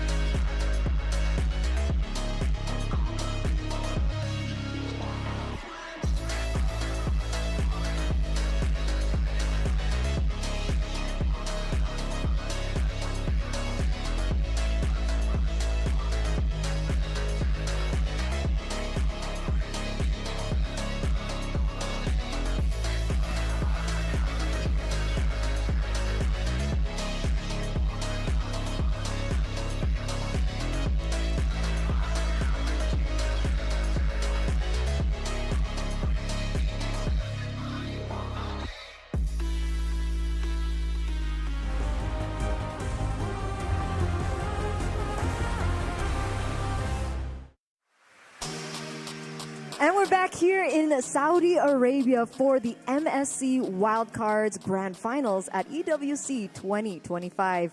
Back on the English broadcast with me, Eterna, as your desk host for this match ahead. And of course, with me is Leo and Gideon once again for those of you guys who's just tuned in. Now, in this best of 5 Grand Finals, we are 1-1. It was Virtus Pro leading this best of 5 series, but Rare Atom do not want to go down without a fight, coming back in game number 2 in a very decisive fashion. Now we get a chance and some time to kind of break this down a little bit more. So boys, game number 2, what adaptation should we be looking at for game number 3? Personally for me, if I'm in Virtus Pro's side, that Cho needs to go. Because again, Cho, one of the few heroes that has so much influence when it comes down to the laning phase. Whether he is stuck in the mid side of the map or whether he decides to kind of wander off and do his own thing, right? The vision game is always great, but the pressure that he applies just by his presence alone, and most importantly, because of that concussive blast, hey, you want to have an interactive lane? Cho shows up, oh, man, it's just a pillow for it. I think Rare Atom have truly reintroduced themselves with this Cho. And suddenly, Virtus Pro, I don't know how much of their prep and how much of the research is currently invalidated because of what happened. So that suddenly now makes you think, is Virtus Pro ready for this? Do they have a contingency for the Cho? Or does it come down to really just banning it out? Because if they do ban it out, then suddenly there might not be room for banning the 1-1, might not be room for banning the Matilda, might not be room for banning the Kalia, which opens up a whole new avenue of other things to worry about, which now comes out to one of Rare Atom's strengths is we know they're very good at prep and punishing. P and P. P and P from both sides. But then that does kind of bring the question, right? If we're going to hypothesize of if, let's say, we're not going to ban this Cho, what if Virtus Pro picks it up for themselves? What do they utilize as a potential flex pick for the EXP lane alongside their supports, right? Because that's something that they've been doing on blue side for a long time. Hey, we could flex this Kimmy. Why not the Cho as well? I agree. We haven't seen XP Cho in a while. We haven't seen XP Cho in a while, but Dawn, in both of those games, every time we've seen, hey, it's just another Esmeralda. Well, let's not interact with the Esmeralda. Let's full tank Cho, concussive blast, clear the waves, move over. I like that you mentioned this, right? Because as you were talking and discussing about downloading the blueprint coming in from Rare Atom, we were coming into this understanding that we also know how Rare Atom usually drafts, right? It's usually the Dawn Flex in, I think, Red 4 or Red 5. And funnily enough, it has always been Dawn's heroes picked up first today. Yep. So that is kind of strange because usually they utilize Dawn as a flex pick to see how they will be able to get Dawn a winning lane. So the fact that now Rare Atom are coming into this with a new set of blueprints and a new download that Rare Atom really needs to, Virtus Pro needs to think about, that's going to put Virtus Pro in a position where like, okay, we only have a few minutes to think about this. What else is a strategy that we should be looking at? And you did mention the Cho takeaway, but do they want to do that just to deny the Cho? Here's my solution.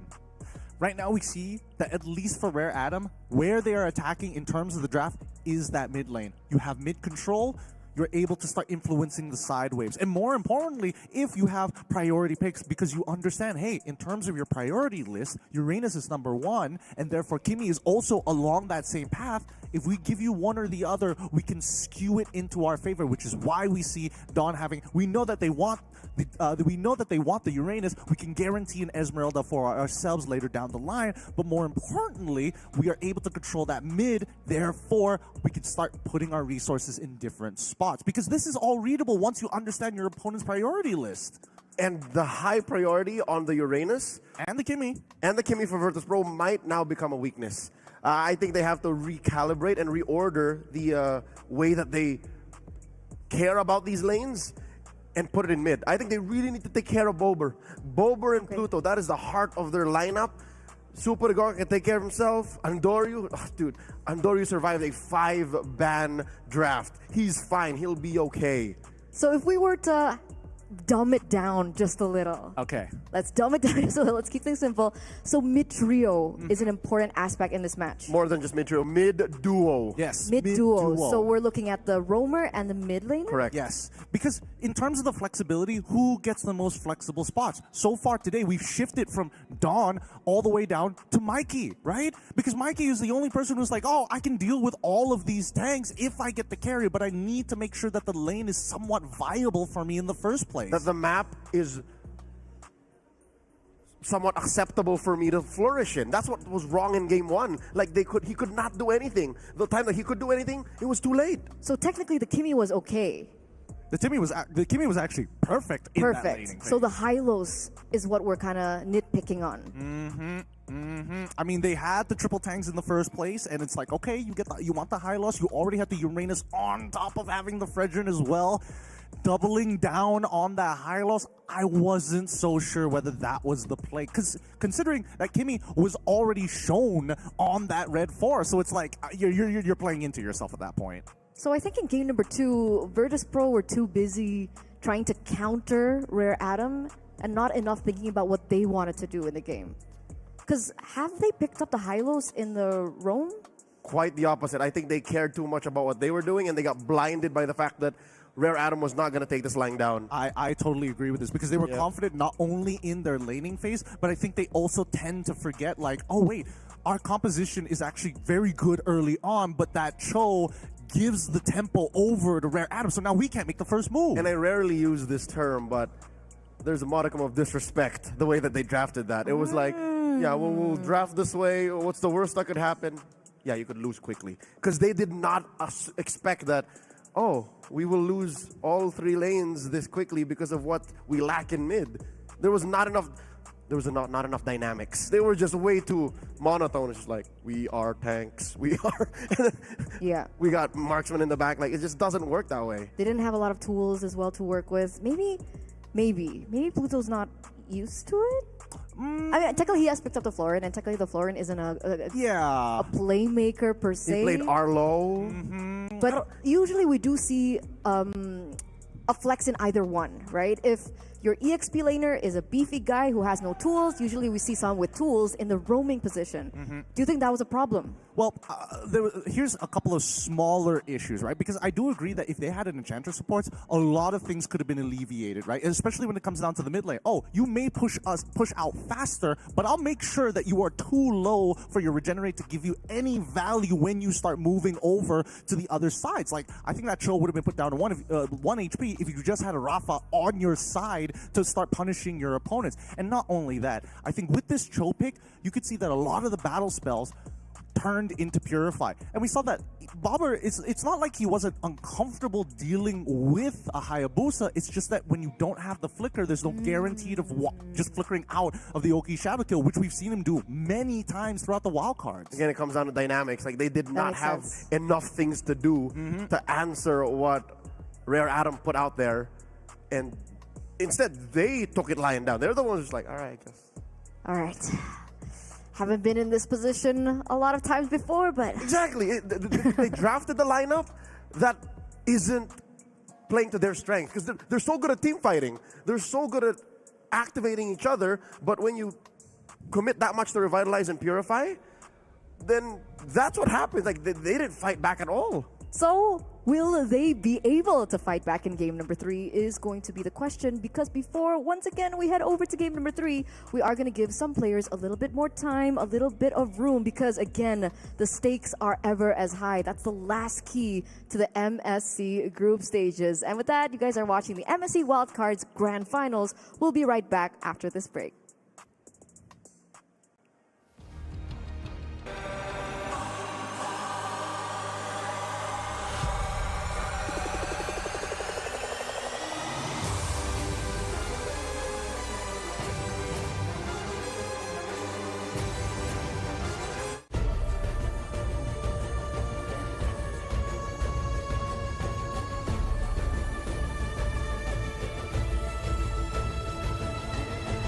This land is calling.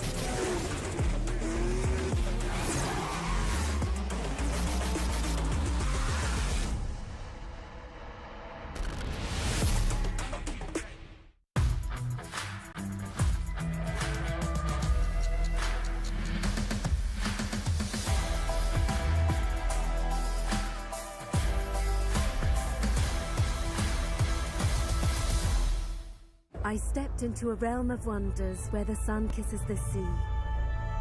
Two worlds inspired by each other. Two worlds making one. This land is calling, Saudi Red Sea. The human body was built to move. Not trapped at a desk in one singular posture for 12 hours a day. It's time your chair evolved. This is Secret Lab Titan Evo. Ergonomically engineered for you. Gamers, hybrid workers, artists. Backing your every move.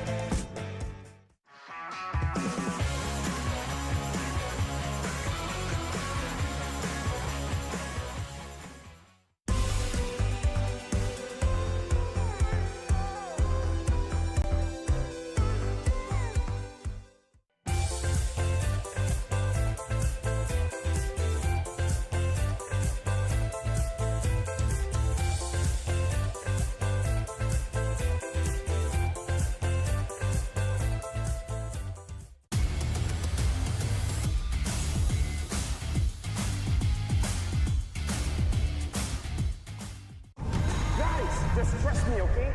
We just have to follow the MSC history footprint. Isn't MSC mad this year? As in Saudi Arabia? Yes. Why are we trekking through the jungle? MSC started off in the tropics before it started to take over the world. Yes.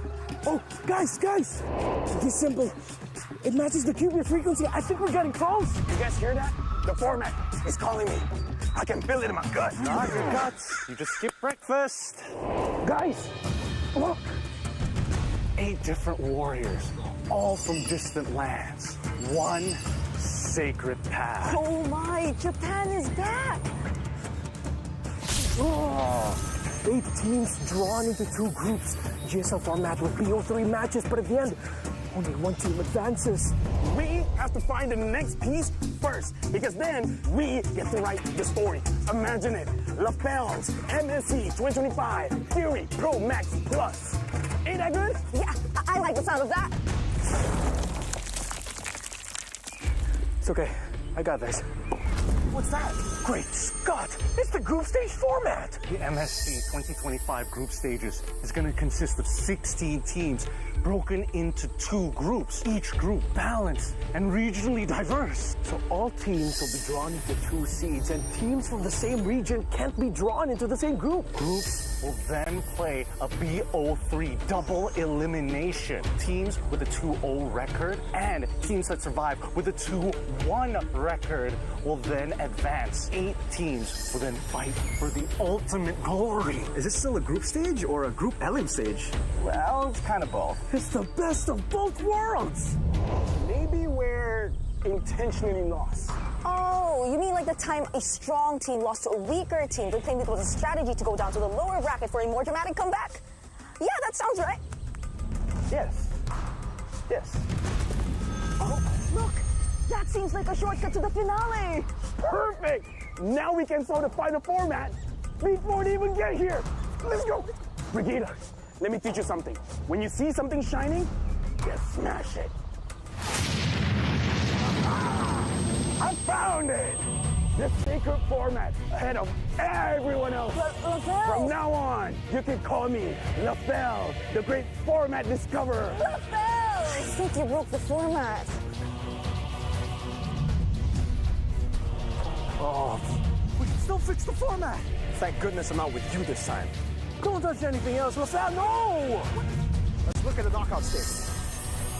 The MSC 2025 knockout stage 2-0 teams will get to choose which 2-1 team they want to face. Will the 2-0 teams just pick a weaker team for a better matchup? Or they could just find a tougher team just to flex? The real question is, which team gets to choose first? Most game wins or shorter game time? We're going to have to wait until we get to Riyadh. Until then, let's have a look at the playoff bracket. Quarterfinals and semis will now be best of 5. Oh, and there's now a best of 5 third place clash before the grand finals. Final best of 7 to crown the ultimate champion. There you have it. The MSC 2025 format, wildcards to glory. Yes!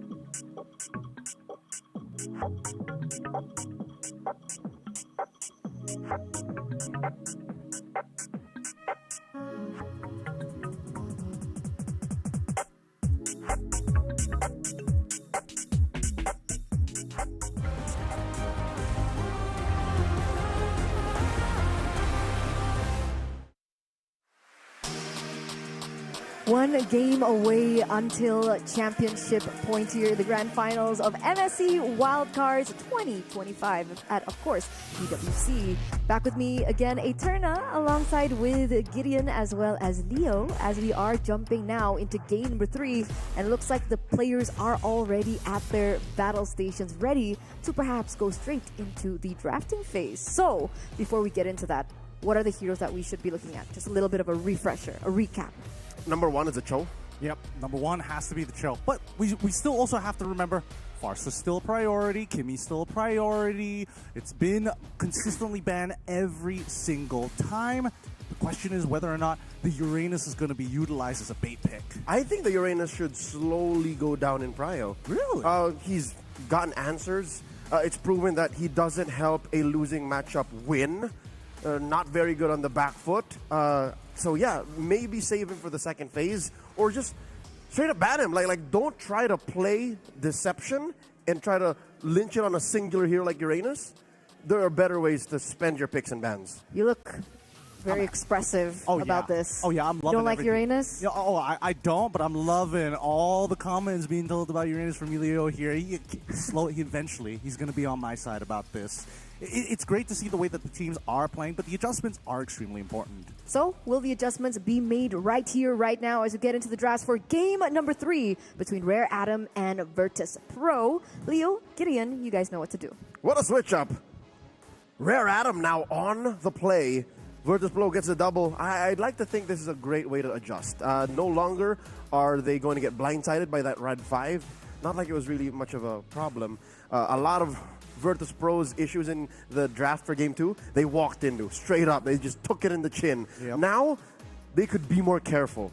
At least now they're regaining their composure, right? You know, they're not as wobbly on their feet. Their knees are not weak anymore. And I don't think they want to take too many hits to the chin now after game number 2, because it's clear that Rare Atom, once the plan is actually going along in their favor, that's where VP, it feels like, man, we can't do what we did previously. We can't just outplay them to win the game. This is a team that can actually go toe-to-toe with us.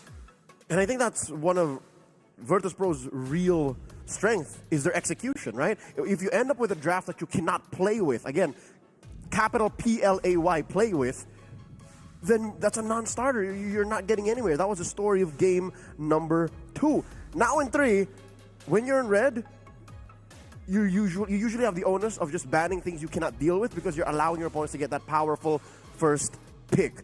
And here they say, we're drawing the line on the Baksha, on the Uranus, and I would reckon if Pluto doesn't want to play it, the Cho should be red 3 ban as well. We see that the Zushin is going to get banned. The real question is whether VP is even going to double down on another mid pick. Because again, these are heroes that they're more than happy to try and utilize against their opponents and what they think is the creme de la creme when it comes down to meta hero picks. And if that is going to be the case, do we have to hold up our bans on that mid? Are they banning out the Kimmy? Are they banning out the Zetian? Or are they just going to say, you know what? Let's just go straight and attack the junglers, right? Because that was the initial plan from Rare Atom. I take away the land slot, and therefore you play whatever you want. 1-1 is still open as well. No matter what happens here in this red 3 ban, there is a hero that we usually do not see that comes through. And they instead ban the Zetian. Are they banking that powerful? Is it going to get prioritized in picking up the Kimmy within the first pick? Literally just the first pick. Oh, and it's true, they do. What a call. Okay, great stuff coming up from Real Solo, aka Fly Solo, for those of you who are following the international space for a long time. But the Yishin Shin pick does open up a lot of options, right? Because I think VP were more than happy to say, hey, even if you do pick up the Kimmy first, we know that you want to go for Fredjin almost immediately after, right? So now, VP, they can pick both up right here, right now. They can go Kimmy Fred, that's right. They can also actually just 1-1 Kimmy. As greedy as that sounds, because there's no real predator for the 1-1 right now, except for the Phoveus. Instead, an early investment in the Arlet. Oh, wow, that's interesting. We don't see Arlet this early. Yeah, we don't see Arlet this early, but I think it looks like Virtus Pro has pivoted their priorities from, okay, maybe Rare Atom understands that that the mid duo is going to get affected for sure, but now we see that Rare Atom, again, really strange to see that Lunox getting blind picked here to a composition that we don't even know whether VP is going to double down on that tanks, but we'll have to deal with the Kimmy at a bare minimum. But they're going to back it up with at least the Cho to say, hey, early game damage, no worries, clear the waves, move on. Just yesterday, Rare Atom won with a mid Lunox, given it was supplemented by a Baksha Roam. Here with the Cho in the hands of Cat9, again, he's just going off of momentum. Had an amazing game number 2 here. I wonder why this is the decision they made. Again, you're right. It's blind. Like, they don't know what they're throwing the Lunox into. Now Virtus Pro picks up the Phoveus. Again, this is a non-negotiable. Because unless they're willing to ban the Phoveus in red 4 and 5, then Rare Atom will be picking it. They still don't have a decisive XP laner. And whenever you have an Arlet, you're almost burying your Arlet 3 feet into the ground. Like that's a half lost battle in the XP lane. Yeah, and I think this time round, I think this is quite the gamble here right now for the side of Virtus Pro. Now that we have shown both the Arlet alongside with the Phoveus, we know that Phoveus can only go into one lane. The question is, how many bans are they going to commit to counter picks, right? Are they going to get rid of the CC? And then we cut back over to Rare Adam. They see the Arlet. There's a decent amount of raw crowd control. Therefore, we need to get rid of the Fredrin, right? And then Rare Adam, if they end up picking up the CC, it might just compromise their own composition because who is going to frontline? There's no real frontline. As it is standing for Rare Adam, the Cho is a pick-off tank. It's mainly used for checking bushes, picking off specific targets. Like he can't peel the way a natural frontliner can. They do take out the Fredrin. Again, they know that that's what Andoryu wants to play. Now what's left for Andoryu? They can still pick an assassin here. I think that's still safe. You're just a very high velocity lineup. Like you also lack the traditional peel, but you also just want to win early. I'm trying to think. Is there a jungler, an assassin jungler that has some kind of CC to enable the Arla while providing enough damage? I'm thinking Ling, but like the earlier stages is where it's going to get really rough, and you're playing it into the Cho. So again, there's got to be a lot of faith in Andoryu to be, hey, your Way of the Dragon, my Blade of Tempest, we'll see which one's going to come out first. Just a moment for Suyo to show up. Ooh. Because there's only really the Lunox. Yeah. Oh, but then I think Lunox's damage profile and the way she dishes out her kit, maybe Suyo can live through. Again, we haven't seen a Suyo all wildcard long. Yeah, but keep in mind, I mean, Suyo has, the changes to Suyo, he doesn't do well into the magic style of matchups, right? He does really well into the attack damage style. Oh, Granger, they're going to hold it up. I think they're considering it. It's possible. They got to dig deep.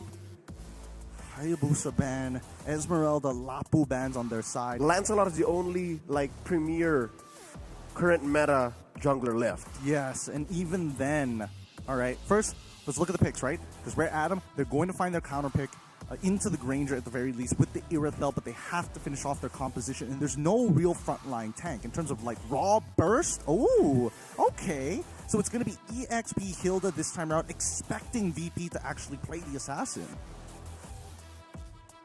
And still that doesn't answer the question of peel. I don't think they want to peel. Rare Adam also want to go fast. Very dynamic, much like their comp in game number 2. Now Virtus Pro, it's on them. What do they throw onto Andoryu?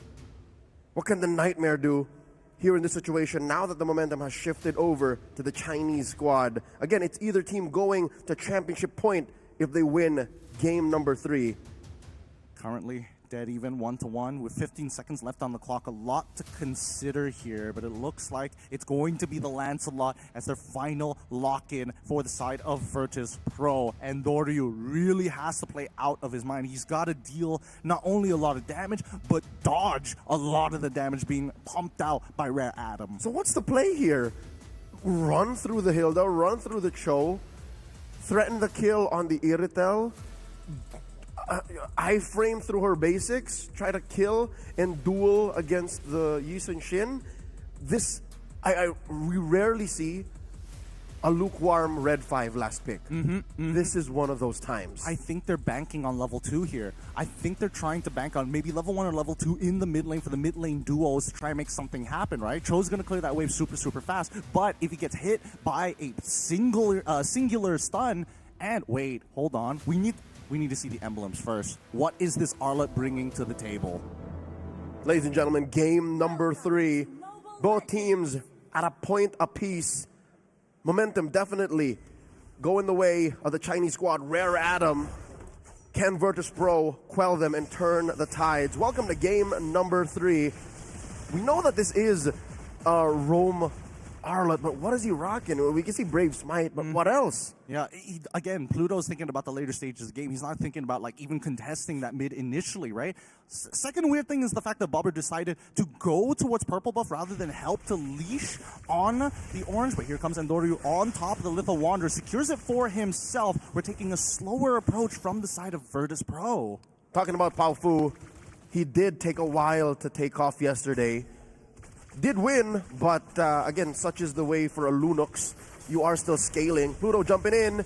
Cat9 obliges, putting Pluto down to a third of his health. Sending him home, that's a technical knockout. Yep, that's going to be an early recall. At least he doesn't lose out on his flicker. Let's look at the emblems at the end of the day. Ooh, Wilderness Blessing wants to have some extra adaptive attack as well. Backcaught, very early T2 boots already purchased, knowing that the majority of the damage coming in from Rare Atom is going to be from the attack damage side and basic attacks, except for Powerful. But then again, really, can you really protect yourself against a Lunox in the late game? Yep, rocking that Rupture, extra penetration, and the Wilderness Blessing with an Assassin emblem. So Powerful means business. Powerful looking to make the most of the newly adjusted mechanics on the Ruby, on the Lunox, making it easier to pull off a Ruby DD, some might say. I see where you're coming from, but right now, Powerful, he's got to be careful, right? A singular death is going to slow him down significantly, and Lanaya already finds Pluto as first blood achieved. Bobber looking to turn Powerful into dust. Traction Pulse as well, but not going to commit fully. Now, Andoryu getting chunked down by Dawn. Somebody peel for him. Somebody get him out of there, but Backcaught to set it up so that he gets right on top of Lanaya. Bobber, he needs to reset this, and Andoryu secures the turtle. Powerful, the next to fall. Backcaught has made his statement. Dawn takes the trade onto Andoryu. He's not done. Backcaught wants Dawn too. Dawn goes serving up a kill to Pluto. He's a bad man. Backcaught turning that situation around. 2-3, the current score in the first 3 minutes of the game. Crazy how fast that these teams want to struggle for the lead. Oh, whoa, hold on, Pluto. Where is he going to go? Where is he going to go? He's already used his mark. He's going to get kicked in now. Mikey secures the kill. Mans didn't have a flicker. I mean, it's one thing to be a nuisance, but I don't know if his life at this point in the game is worth it to bother Lanaya like that. I agree. It was so easy to punish him. But it's information is information, right? Oh, Bubber, he's in trouble. Oh my goodness, he gets locked down. He locks down Powerful just in time. He was about to die there. Quickly jetpacks away. He's got to be careful. Powerful is working with 2 ults. The Nightmare commits Grand Theft Purple. He is indeed guilty. And there's nothing Rare Atom could do. You know what? I think at the end of the day, that's what Pluto was trying to go for. Oh, he was trying to distract Rare Atom, send him over down to that lower quarter so that there wouldn't be enough time for Rare Atom to stop Andoryu from getting that purple. This allows Rare Atom to, again, make up for a kill, try to get there, but it's still 1,000 between them. I mean, the only person who's unhappy with that decision is Super Gorka. He's going to see Mikey come back with an extra 300 in the bank, and he's like, sure, I guess I just won't interact for now. And honestly, he shouldn't be interacting in the first place, right? He needs to stay healthy. Mikey has already gotten his first item, which is great for him, and Super Gorka is just looking at it. All right, I'll just take my time. Backcaught. On the other hand, though, Dawn, he's been doing a very good job at keeping Backcaught. The Indonesian Hilda has been terrorizing the world for such a long time, and Dawn, no exception. On a 1v1 scale, he can dominate, but against 3! And now here comes Cat9 to try to get involved. The Darkening coming up, Powerful. He gets pulled in by the traction pulse. Cat9 gets a good kick as they try to turn this around. Powerful is left out to dry. Virtus Pro finds another kill, but it's not over just yet. Lanaya is forced to back away. He wants it. Retries too early. He gets out of there, and now Cat9 must suffer the consequences for the mistake of his jungler. And that allows Virtus Pro to keep going. Pluto jumps in, flickers. No follow-up. For the thrill of it, Virtus Pro, again, they could have gotten punished, but they're holding on to their lead here. About 3,000 gold now. I thought Pluto was, I thought not only Pluto, but Backcaught was going to flicker forward to try and capitalize on it. But Pluto did. But Pluto did. Backcaught said, yeah, I'm not losing the lead just yet. Let's unlock Super Gorka. I'm a bad man, but I'm not crazy.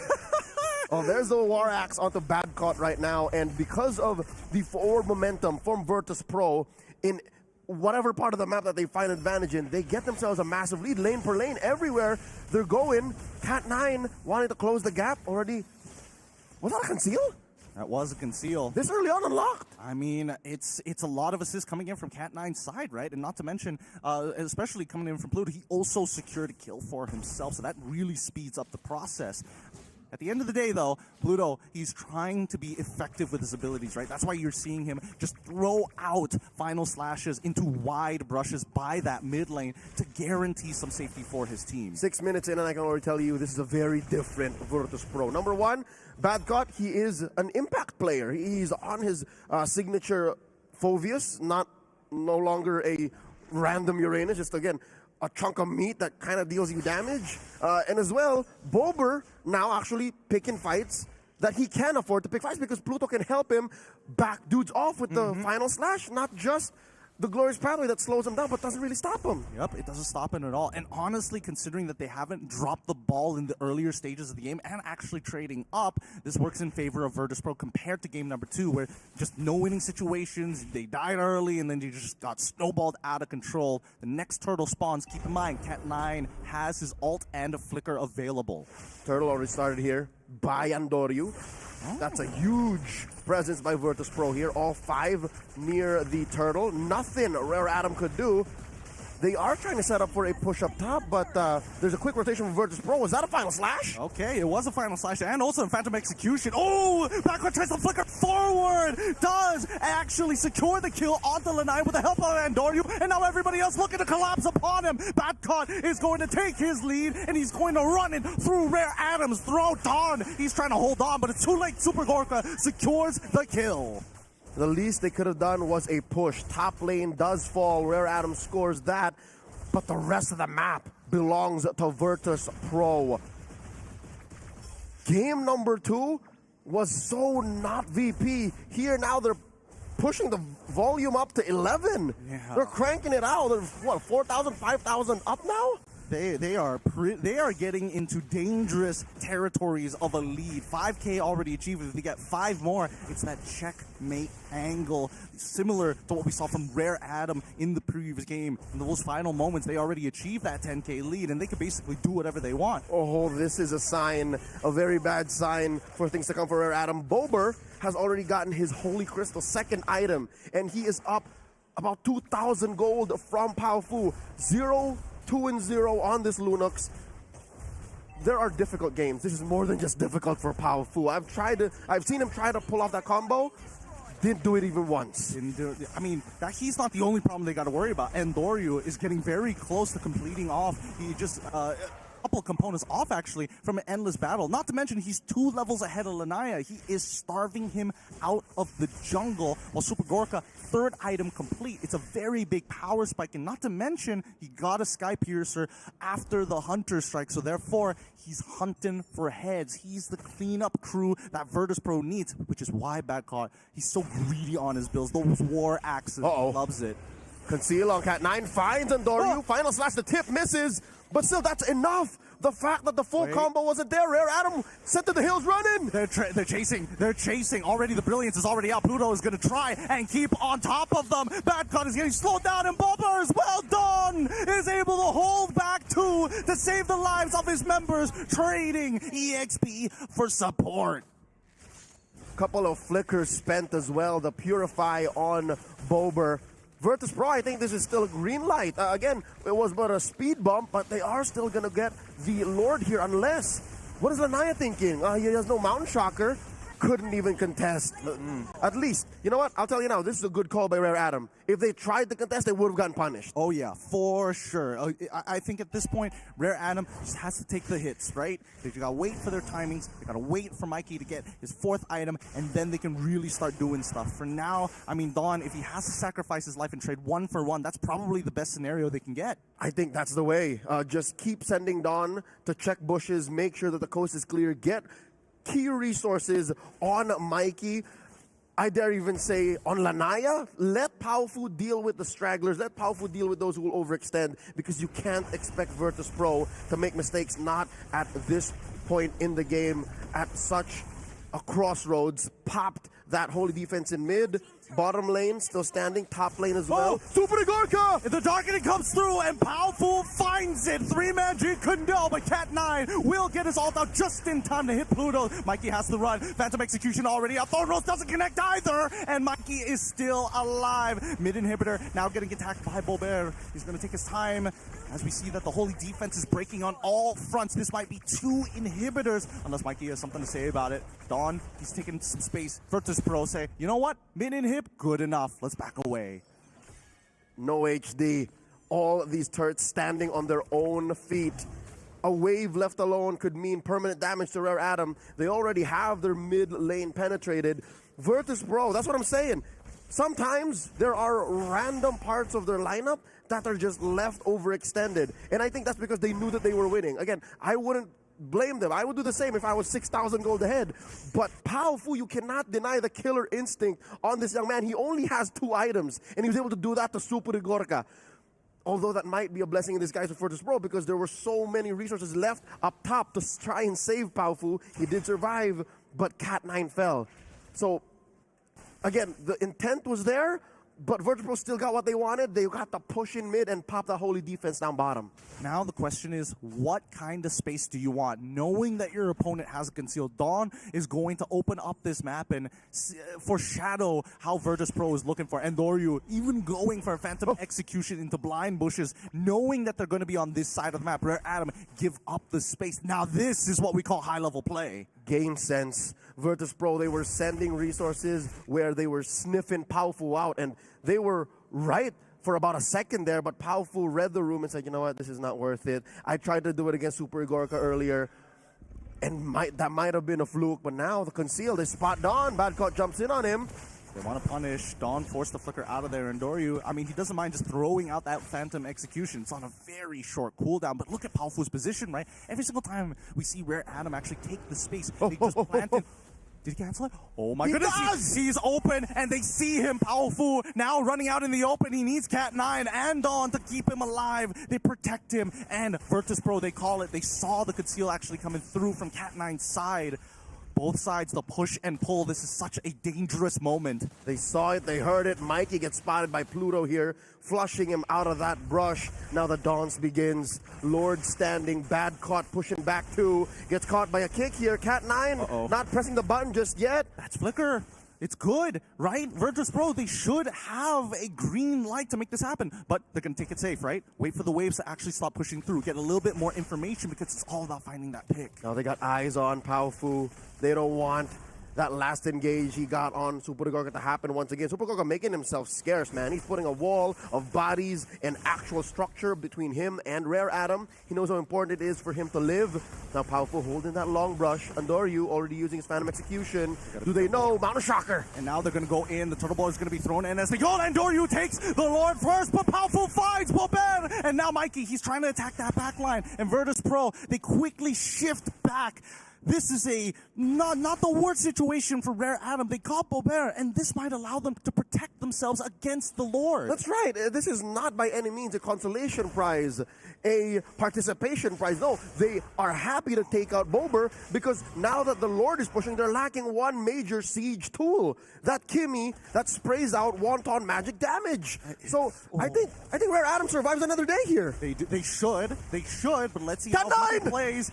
The kick comes through. Cat9 gets on top of Super Igorka, but nobody to follow up. They're just trying to delay as much as possible. Cat9, please, you can't die here. The Turtle Ball is going to be thrown as well to clear the waves. And Badcott, he's decided, no, I'm done with this. There's nothing else we can play for right now. A successful defense by Rare Atom. They indeed do live, whether it be through the fact that Bober wasn't there, or that Cat9 knew exactly the limits of his kit. Allow for a big final slash! He makes it happen. He's trying to get underneath. Traction Pulse as well as they attack the bat line. Bobert put down to 1 HP as Andoryu looks to dash. I was worried about that. I noticed Pluto, he had his flicker available. He tried to make the plays, but everybody who needed to get caught by the final slash had iframes, had CC immunity to dodge it.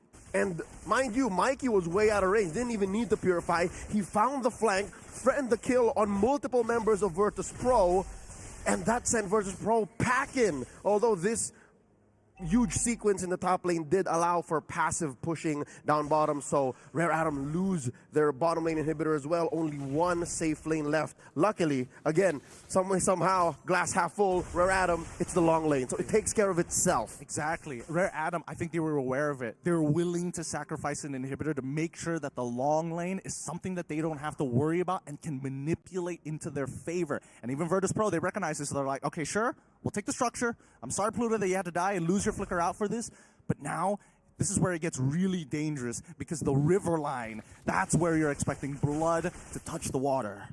And again, I think Virtus Pro is going to play the same way they did, trying to flush out Powerful. And now the 16-minute mark. Powerful can't stand in random bushes anymore. The fact that you have one key wave clear missing means your base might be in jeopardy as you try to set up for a pickoff, which might not even be worth it anymore. Virtus.pro, oh, they got spotted here. Mountain Shocker. Beautiful, beautiful use of the Magic Sentry here, as well as the Mountain Shocker to double confirm, because Rare Atom, they've got to split on two sides, right? Now, Lanaya on that bot side gets an initial free push while the Lord is about to spawn in 12 seconds. However, Conceal, come through, Dawn spots it out, beautifully done in the final slash onto Cat9. He flickers out and Conceal, resources utilized, but this should guarantee that Virtus.pro is ready to fight around the Lord. And all Virtus.pro spent were ults with cooldown. Powerful gets flushed out by Pluto and Bad God. Here comes Cat9 to the rescue again. He does not have a Conceal nor a Flicker. This is difficult for Rare Atom. I think Virtus.pro know the length of their advantage. Again, now it's struck. Oh, they catch Lanaya! And that is it. The nail that they were looking for to guarantee this Lord and to try and end this game. Virtus.pro, they're going to have a no contestation for this Lord. And you can see that even Andori just double checking these bushes. Got to be safe. Doesn't want this 0% chance to turn into a 1% chance of a steal. Gideon, they're threatening to kill on Dawn. He does flicker out. But how was Lanaya caught out? We caught the tail end of that sequence, but what happened? What Pluto happened? flickered, final slash. That's it? Followed it up, and now another kick off the Andoryu. Powerful gets taken out as Magorka trades against Cat9. The worst possible scenario for Rare Atom has finally fallen into the hands of Virtus.pro. and they might not even need to wait for the Lord as Dawn gets popped by Super Igorka. And that's Mikey up next. Lanaya left to defend. That's it. That's it. The final play here. Virtus.pro didn't have to do that much. Rare Atom, unfortunately, punished for looking for space. Virtus.pro at match point. 2-1. What a recovery from game number 2. Now this is what we were expecting.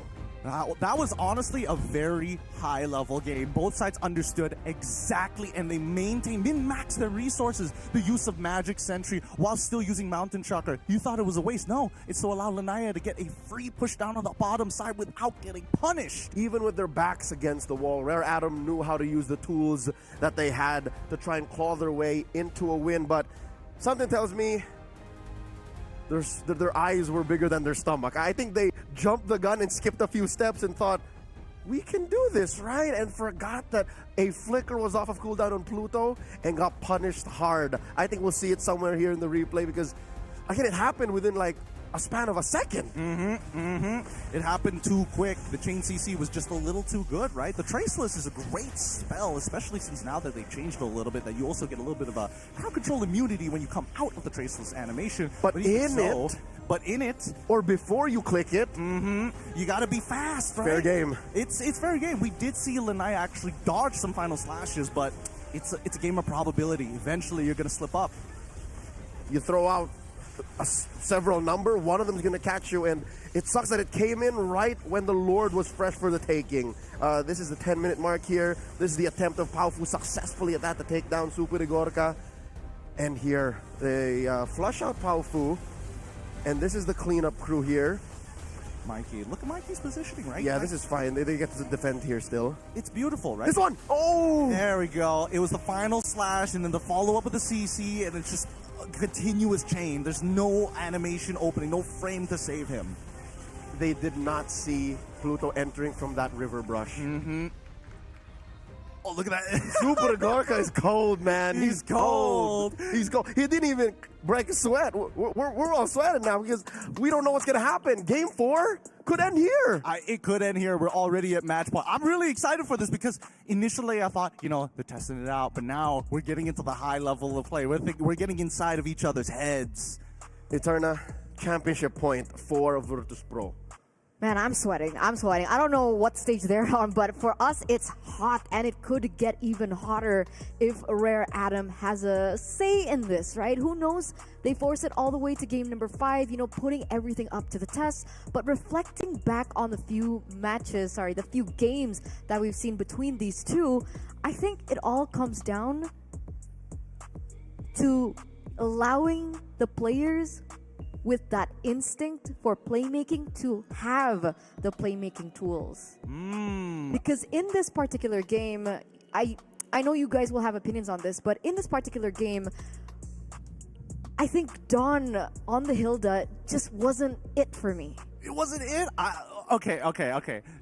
There was pressure All right. from the Hilda in the early game. On We saw it. Yeah. But usually we see that Dawn dominates so much, and when he's given heroes that can create opportunities for the rest of the team, that's when things get good in the team fights for Rare Atom. Because for me, Mikey did a really great thing on the Iritel, but let's say it was facilitated a little bit more. I think they could have gotten a lot more value on Mikey.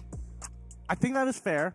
But I think as much as Dawn given not exactly the greatest tools in the world, utilize it for the team very often, right? Powerful would have not gotten the space if it wasn't for Dawn and as well as Cat9 to kind of pave the way for him, right?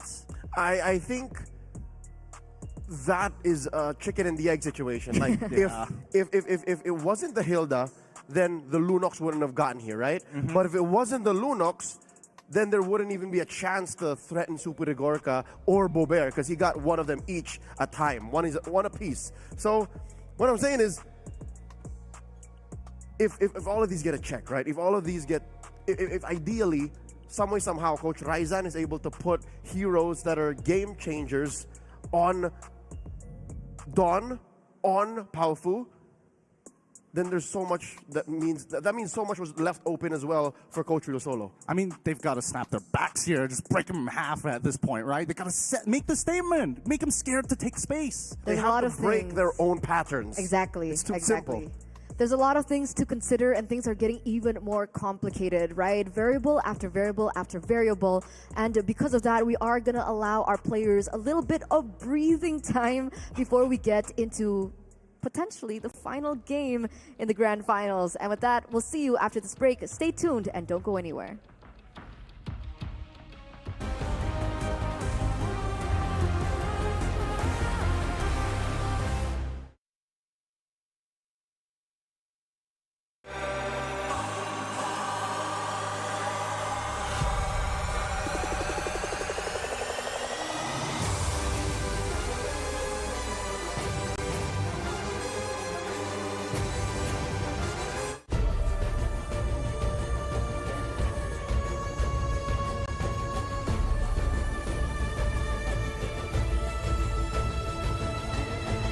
This land is calling.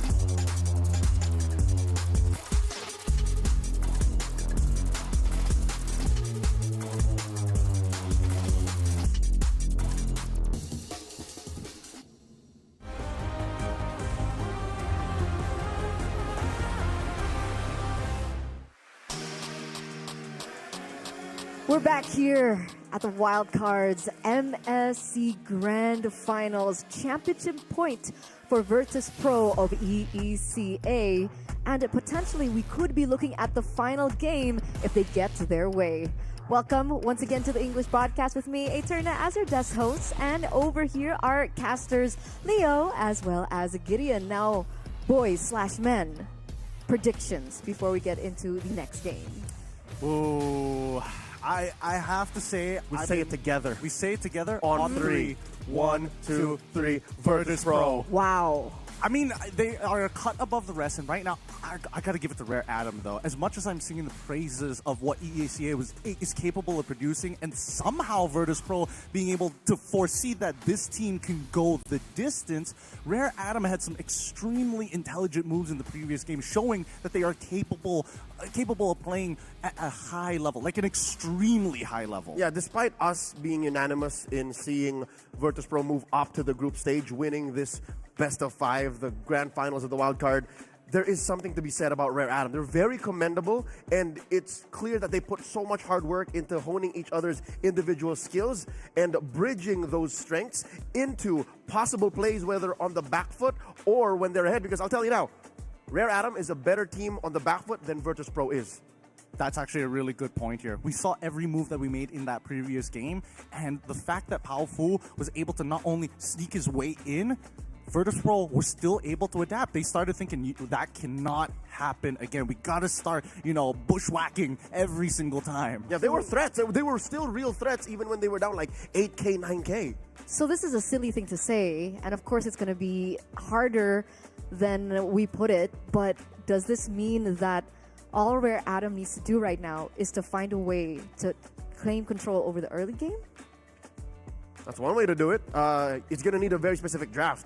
You're going to have to dupe and dupe again. You have to confuse Coach Real Solo and Virtus Pro, because that's what they did in Game 2. And that's the only time we saw that happen in this series. I think a big problem that we're seeing continuously, this Kimmy needs to go. It is a very highly efficient hero for these EECA members. Let's take it out of the equation and force the traditional mages where you actually have to wait for decent item power spikes rather than on a base kit that allows you to win the early game for free. So ban it. Get Ban rid of it. All right, let's get rid of the Kimmy as we enter the drafting phase for, again, potentially the final game in the grand finals. Leo, Gideon, take it away. Potentially the last time we see Virtus Pro face off against Rare Adam. Game number 4. Virtus Pro on the play. We did allude to this, that maybe Rare Adam needs to be on the red to be able to, for sure, say, let's ban the Kimmy. We can't give it to Bober anymore. Don't even risk it getting flexed on Super Igorka. We're about to find out. Coach Solo banning out the Baksha and the Zitian, while Rare Adam takes out the Farsa and the Kalia. This is expected. Like, we've seen these bans. We've definitely seen these bans, and it's a constant reminder of where the meta is slowly heading towards, but more so how these teams have utilized it to influence their opponents. I also think that this Phovius ban is good, bad caught. Oh my goodness, when he has a lead and gets that War Axe on a Phovius, dude, it feels like he doesn't make too many mistakes. He's a bad, bad man. I'll tell you that. Virtus Pro doesn't pick the Kimmy as it seems like Rare Adam was allowing them to.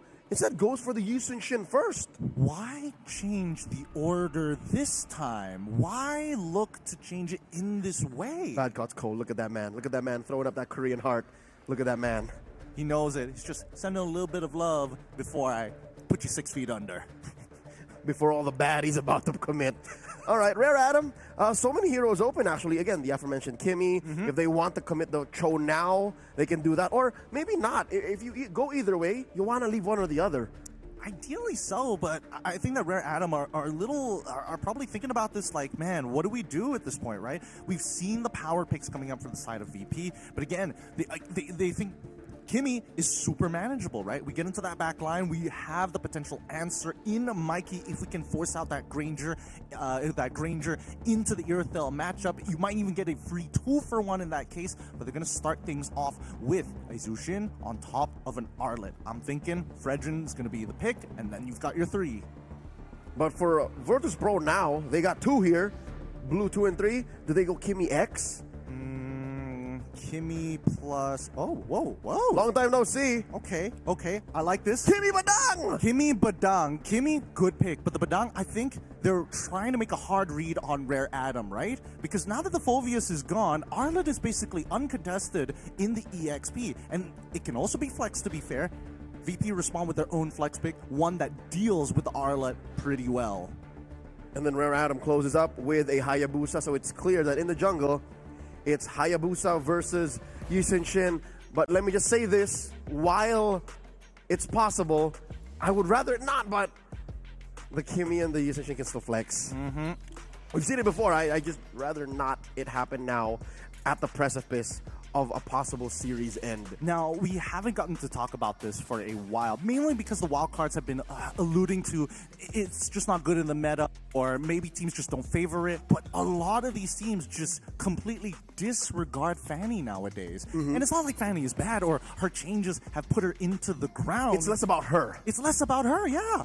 But this time around, I don't think there's any flexible spot for them, except maybe for VP. But even then, there's no guarantee. You've got the RLO on one side and probably a couple of tanks coming down your way. Yep, it's more about the environment we're playing in now that makes Fanny less favorable, despite her being a, on paper, mechanically broken hero.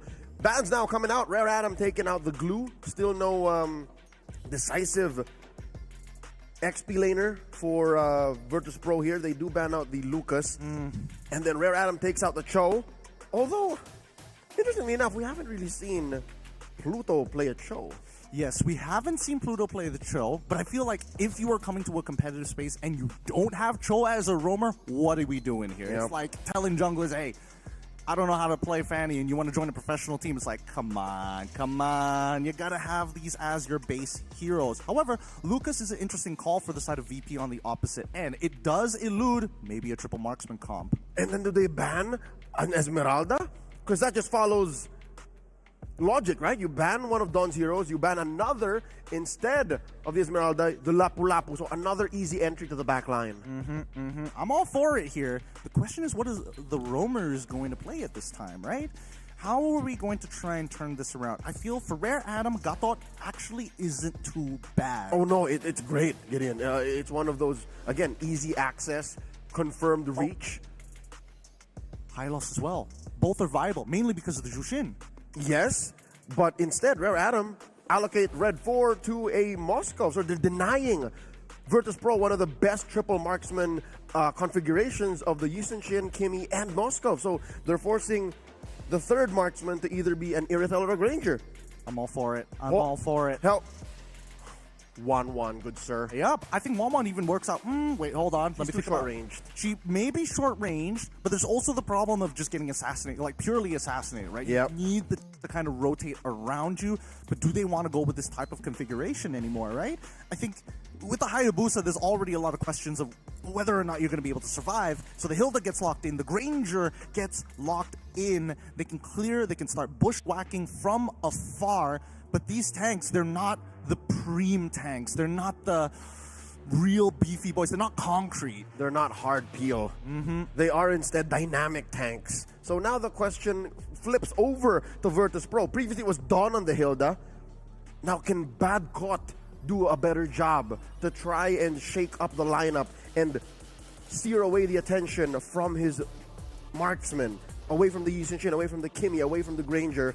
Rare Adam, they put a old reliable pick on to the hands of Dawn, the Esmeralda, which is, again, if you can't tell by the way we react to it, it's going to get bursted down halfway through her attempt to try and peel. But Esmeralda deals with both matchups, both Badang and as well as Hilda, decently well. Both are able to generate shields in the laning phase, but that's the thing, it's only in the laning phase. Her only other utility is her Falling Star mood to trigger more demonic marks for the vengeance of the Arlet. That's pretty much it, and that's assuming that they group up close enough to even get in the first place.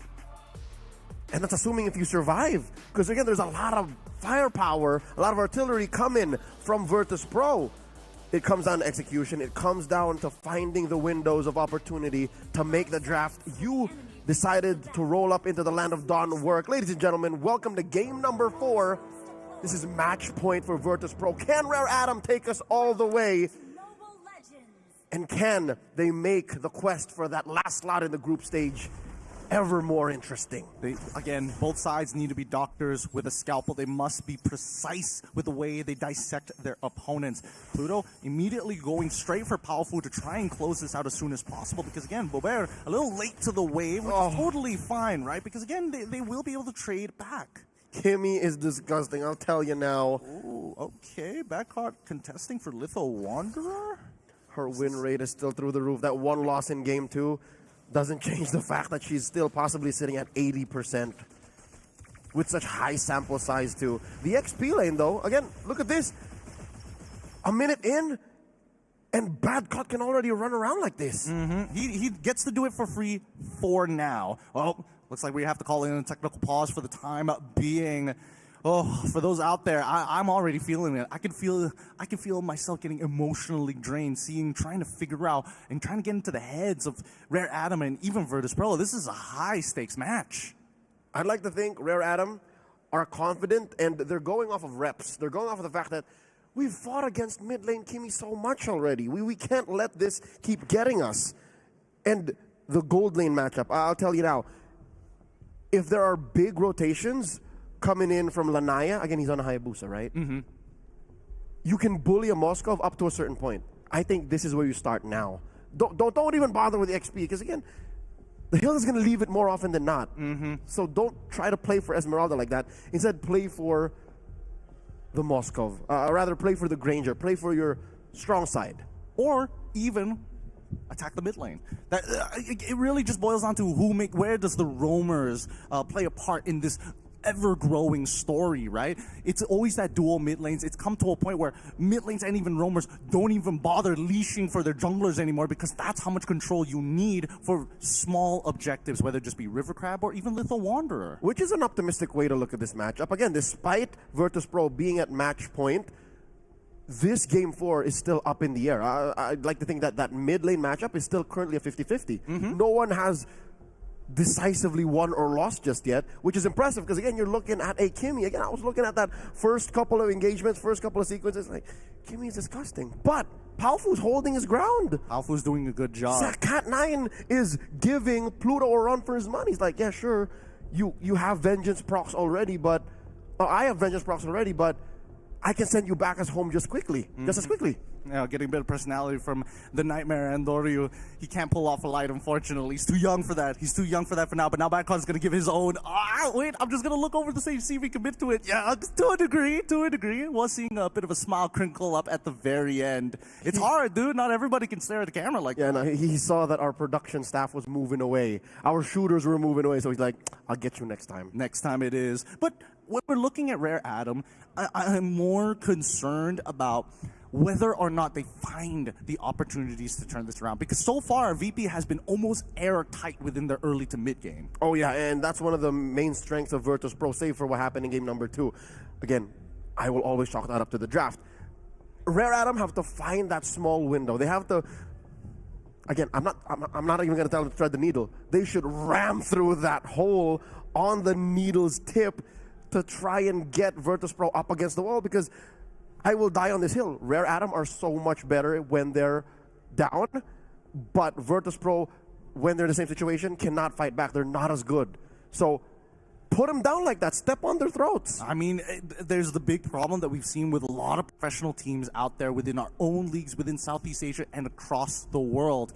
When a team is struggling and are looking to say, hey, we need to win early to mid, all of a sudden you go on red side, you start seeing red, you start doubling down on some awkward situations. Because at the end of it, right, even if you are struggling to fight, there is always a loss, even if you're like trading like 50-50, right? 3 die here, 3 die there. Oh no, somebody's missing out a wave. Somebody is missing out a timing. And I think that's where Virtus Pro can still grow. They're not very good at trading. Not when they're crawling back up.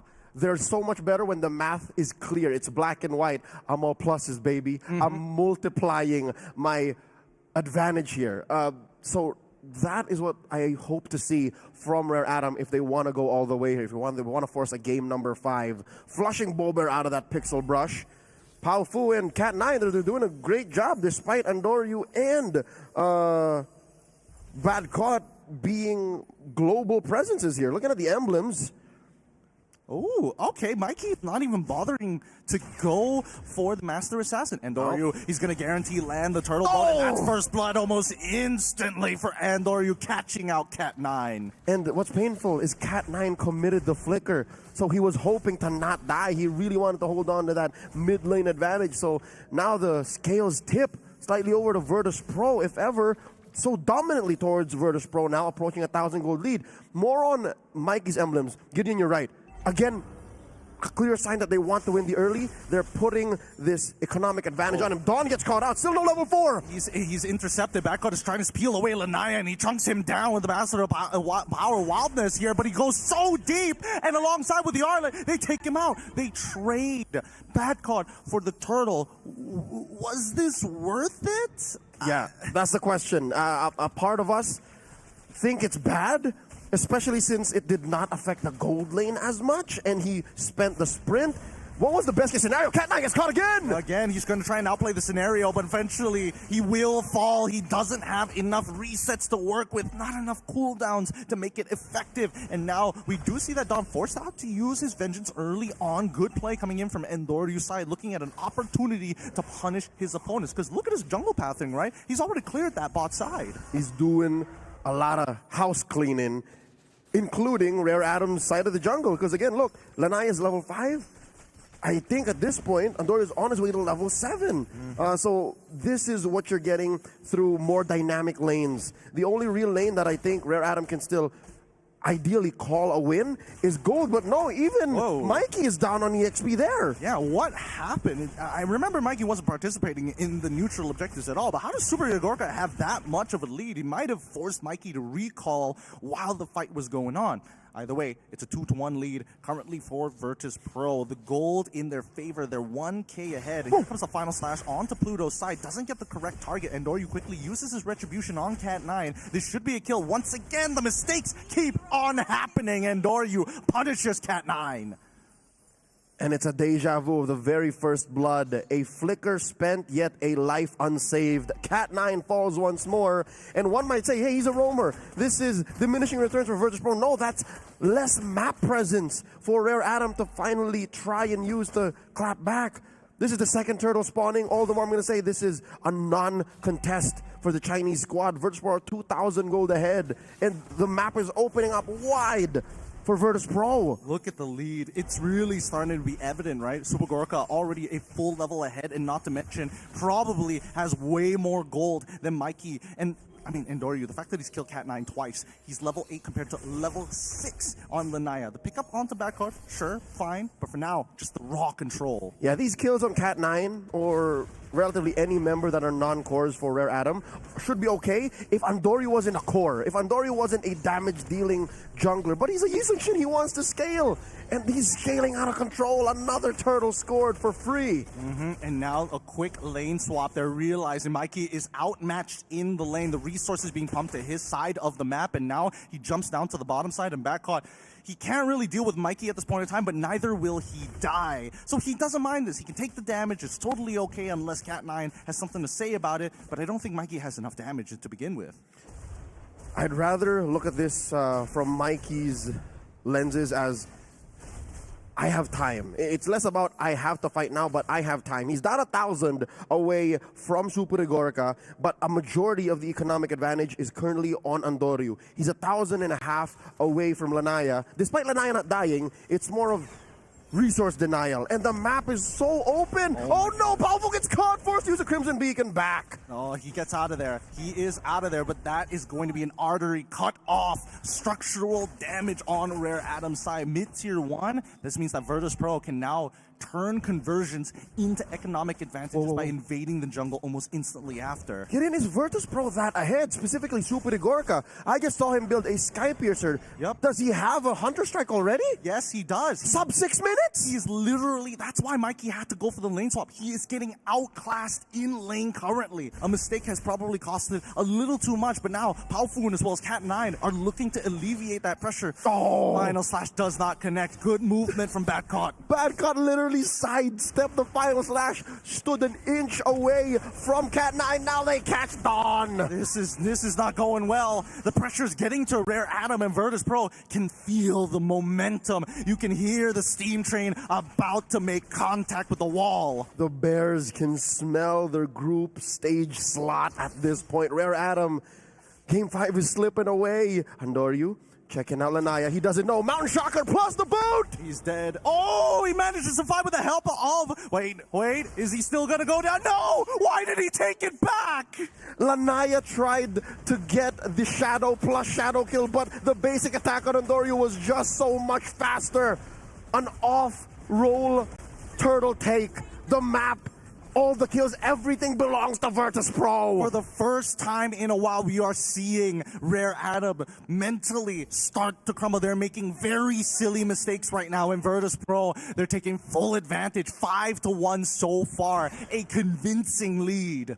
Uncalled for, some of these decisions, choices. God. Mikey gets caught by the boat. Lanaya trying to save him. Shadow kill. Still holding on. Final slash as well. Expended plus the flicker. Oh, it's mass hysteria, Gideon. Everyone's caught it. They're all trying, and nothing's sticking. They have to breathe. They have to breathe. They need to reset now. Andoryu, he's getting to do whatever he wants. He is trying to make sure that he can maintain this pressure. The Ogi Shadow kill comes out, but it's a net negative at this point. It's going to be the Holy Shielding breaking, and even Badcott utilizing the break of the Holy Shielding to get out. We are literally time traveling with the speed that Virtus Pro is going at. Mountain Shocker catches the backline. Pluto with a crack. Dawn goes down. It's going to be an execute. Powerful finds Pluto as a trade, but Mikey finds Andoryu. A huge shutdown. This could be an opportunity to turn around, but it's Super Gorka. He's still a little high in the terms of the economy. He's got the items, and Rare Adam decide, you know what? We respect it. We'll take what we can. And how high exactly? About 2,000 between him and Mikey. As well, 2,500 between Andoryu and Lanaya. Should slow down now, given that he got shut down. A punish by Rare Adam. So we are slowly going back to normal speed. I could have sworn we were time traveling. Rare Adam got their holy defenses popped at 8 minutes, Gideon. That is miserable. Lord free. Without the Lord, that's how far Virtus Pro's pushed them. Now the question is, will Virtus Pro slip? Because those two kills, that trade for Dawn, that was uncalled for. It was uncalled for. However, getting the first initial shutdown onto Andoryu is a start, right? And it went over to Mikey. Now it's a 2K lead for the side of Super Gorka against Mikey. If they can get another kill onto Andoryu, they should be able to recover. You're right. It's still a grocery list of things to do to get the comeback. Dawn's flushed out of that river brush. Cat9 stops him. Powerful picked off. And now the conceal comes on out. Cat9's got nothing else. Final slash comes out. Oh, wait, hold on. The RNG might fall in his favor. Cat9 almost taking out Super Gorka. And Dawn, he tries to chase it. He tries to go for the kill, but it's not enough. Even the SOD, nowhere remotely close. Bobert is going to take him out. That's 3-0. As shoddy as Rare Adam's decision-making is, Virtus Pro ever so sharp, as if it was still day one of the wildcard, as if they just woke up. An instant replay. Once more, check it out. They caught Powerful first, and they dismantled everything. But my Pickens here, my commendations go over to Super Gorka. He could have just kept firing, but Dawn popped the vengeance. If Super Gorka kept on firing, he would have died. He would have been in a lot of trouble. But at this point, now with the Lord in their hands, with a lead looking immense, 7K ahead for Virtus Pro, we now need to talk about the wave clear, because right now the only person who can clear the waves effectively is Mikey and maintain that trinity. And that's what's miserable about the situation. That's what makes it look so grim for Rare Adam right now. Mikey, yes, has decent wave clear, but he has to position himself very specifically to pierce through. And that means putting himself within range of Virtus Pro CC, of Virtus Pro's engagements. Rare Adam, they can't rely on Pao Fu. He's about to get caught here. That is the traction being thrown out and the Lord wailing away. Mid lane gets pierced. Oh, final slash going on towards Pluto. They find him. All right, they're trying to turn this around. Lanaya on top, but Andoryu takes him out with the Traceless. A single auto attack, cutting Lanaya in half. wrath, weapons of mass destruction in the hands of Andoryu here. There's way too much burst. Dawn holding on for dear life, trying to clear this wave. They successfully keep bottom lane inhibitor. Well, there's another wave though. Super Gorka, he could try to make something happen. SOD comes out. He's not going to take it. It'd be too wild. Don't. Virtus Pro, they're like, don't worry, we still have the lead, dude. We are in the perfect position. First Lord, we already got an inhibitor. We're almost at the 10k gold lead. One more Lord, we finally get to write on your tombstone. Virtus Pro, mere minutes away from claiming their own key to join the group stage of MSC here at EWC. Rare Atom, they are clawing their way into a more, how do I say, contestable spot. Paufu built himself a Bloodwing, so he will be less burstable, more than he was here towards the purple side of the jungle earlier. Mikey has his Malefic Gun. I don't know if that's enough. Again, it keeps you safer, but does that really push you over the top when it comes to damage? Well, it may not necessarily push you over the top, but if the fight continues to go the way that we've seen it, if the fight drags out, Rare Atom has a chance. It's more of a not lose than a we win. So they're several steps away from turning this around on Virtus Pro. Virtus Pro still clearly in control, up by about 8,000 gold, and they're playing for the Lord. Best case, worst case scenario, right? Best case scenario for Rare Atom, they somehow steal away the Lord without losing anybody. Worst case scenario, they get the Lord, even if they have nobody get traded from the side of Rare Atom. It is almost a guaranteed losing scenario. And stealing the Lord, as awesome as it may sound for all the Chinese fans watching, those who are roaring and hoping that Rare Atom could still turn this around, is impossible given the Mountain Shocker. You can't just plant Lanai in a random bush nearby and quad shadow to a Retribution Steel. It's not going to happen, not on Andoryu's watch. And he does take it, building a Brute Force Breastplate, allowing for himself to be a little more sustainable in these fights. Rare Atom have to defend. Oh my goodness, the Lord Secure Insurance. They've got everything thought of here. Virtus Pro looking to try and close this game out. Lanaya. What a dangerous position. Robert, wait. Badko can't save him. Can he do it? Is he going to jump for it? No. He's going to hold back on this one. He might look to try and proxy that top wave. However, the Lord is starting to move down on that mid inhibitor, and Virtus Pro don't mind a traditional 5v5. It's going to be Pluto who initiates and goes right on top of Dawn. The final slash does come through. There's the bow thrown out. The answer Bulber's down. Doryu, he's gone now with the traceless. Mikey needs to try his best. Clear that wave. Clear that. Lord Pluto is the next to fall. They're holding strong. He has to make the play, and Mikey does. Takes the SOD. Turns this around. Rare Atom successfully trading Cat9 for Bulber and Pluto, kicking Virtus Pro out of their base. It's not over till it's over. Beautiful play coming in from Rare Atom. That was the push and pull that we were hoping for. And Cat9, despite the odds, had the courage, the bravery to say no, not yet. He has nothing to lose. He's died 5 times, a majority of this in the early game. But now at 14 minutes, with the enemies at the gates, nay, the enemies in your house, you throw all caution to the wind. And right now, his life was more than worth it. Looking at Mikey again, I'd say he was the hero of the situation because he was the one who single-handedly threatened the wipeout on Virtus Pro. Mountain Shocker, Virtus Pro wants to end this. They catch Cat9, but there's way too much range. No. They're not going to do this. RA, there's no point in fighting. There is nothing to obtain on the map. You want to get gold, but naturally, if you just wait until the Lord comes, you will naturally hit the 42k mark just by letting the waves come to you. So patience and understanding the dance. That is where Virtus Pro needs to understand Rare Atom is coming from. That is another point of attack Rare Atom can come from. And I don't think Rare Atom can afford another base fight. So yes, I'm with you. As risky as it sounds, clear the waves and contest. That's it. Like, that's all they need. You live and die on that hill, man. You contest even if you're down 8k. You got it. You just got to try. But now, here's the next part of the puzzle, right? As much as Virtus Pro is ahead, they have the extra gold. And that extra gold can mean one of two things. One, completed items, and more importantly, situational items for those who are ahead. And Doryu, Winds of Nature, switching into a Winter Crown could turn the tide. Same goes for Bulbero as well. Looking at the damage profile from the side of Rare Atom, it's really the final slash that makes the difference. The fact that Virtus Pro are about 2 or 3 tax brackets ahead of Rare Atom makes a difference. You're right. Super Gorka, I didn't even see if he's rocking a Wind of Nature because that'll totally nullify Lanaya and Mikey's threats. And aren't those the real threats? Because Powerful's more utility now. Powerful's more of a threat to Pluto and Bad Caught. They start up the Lord.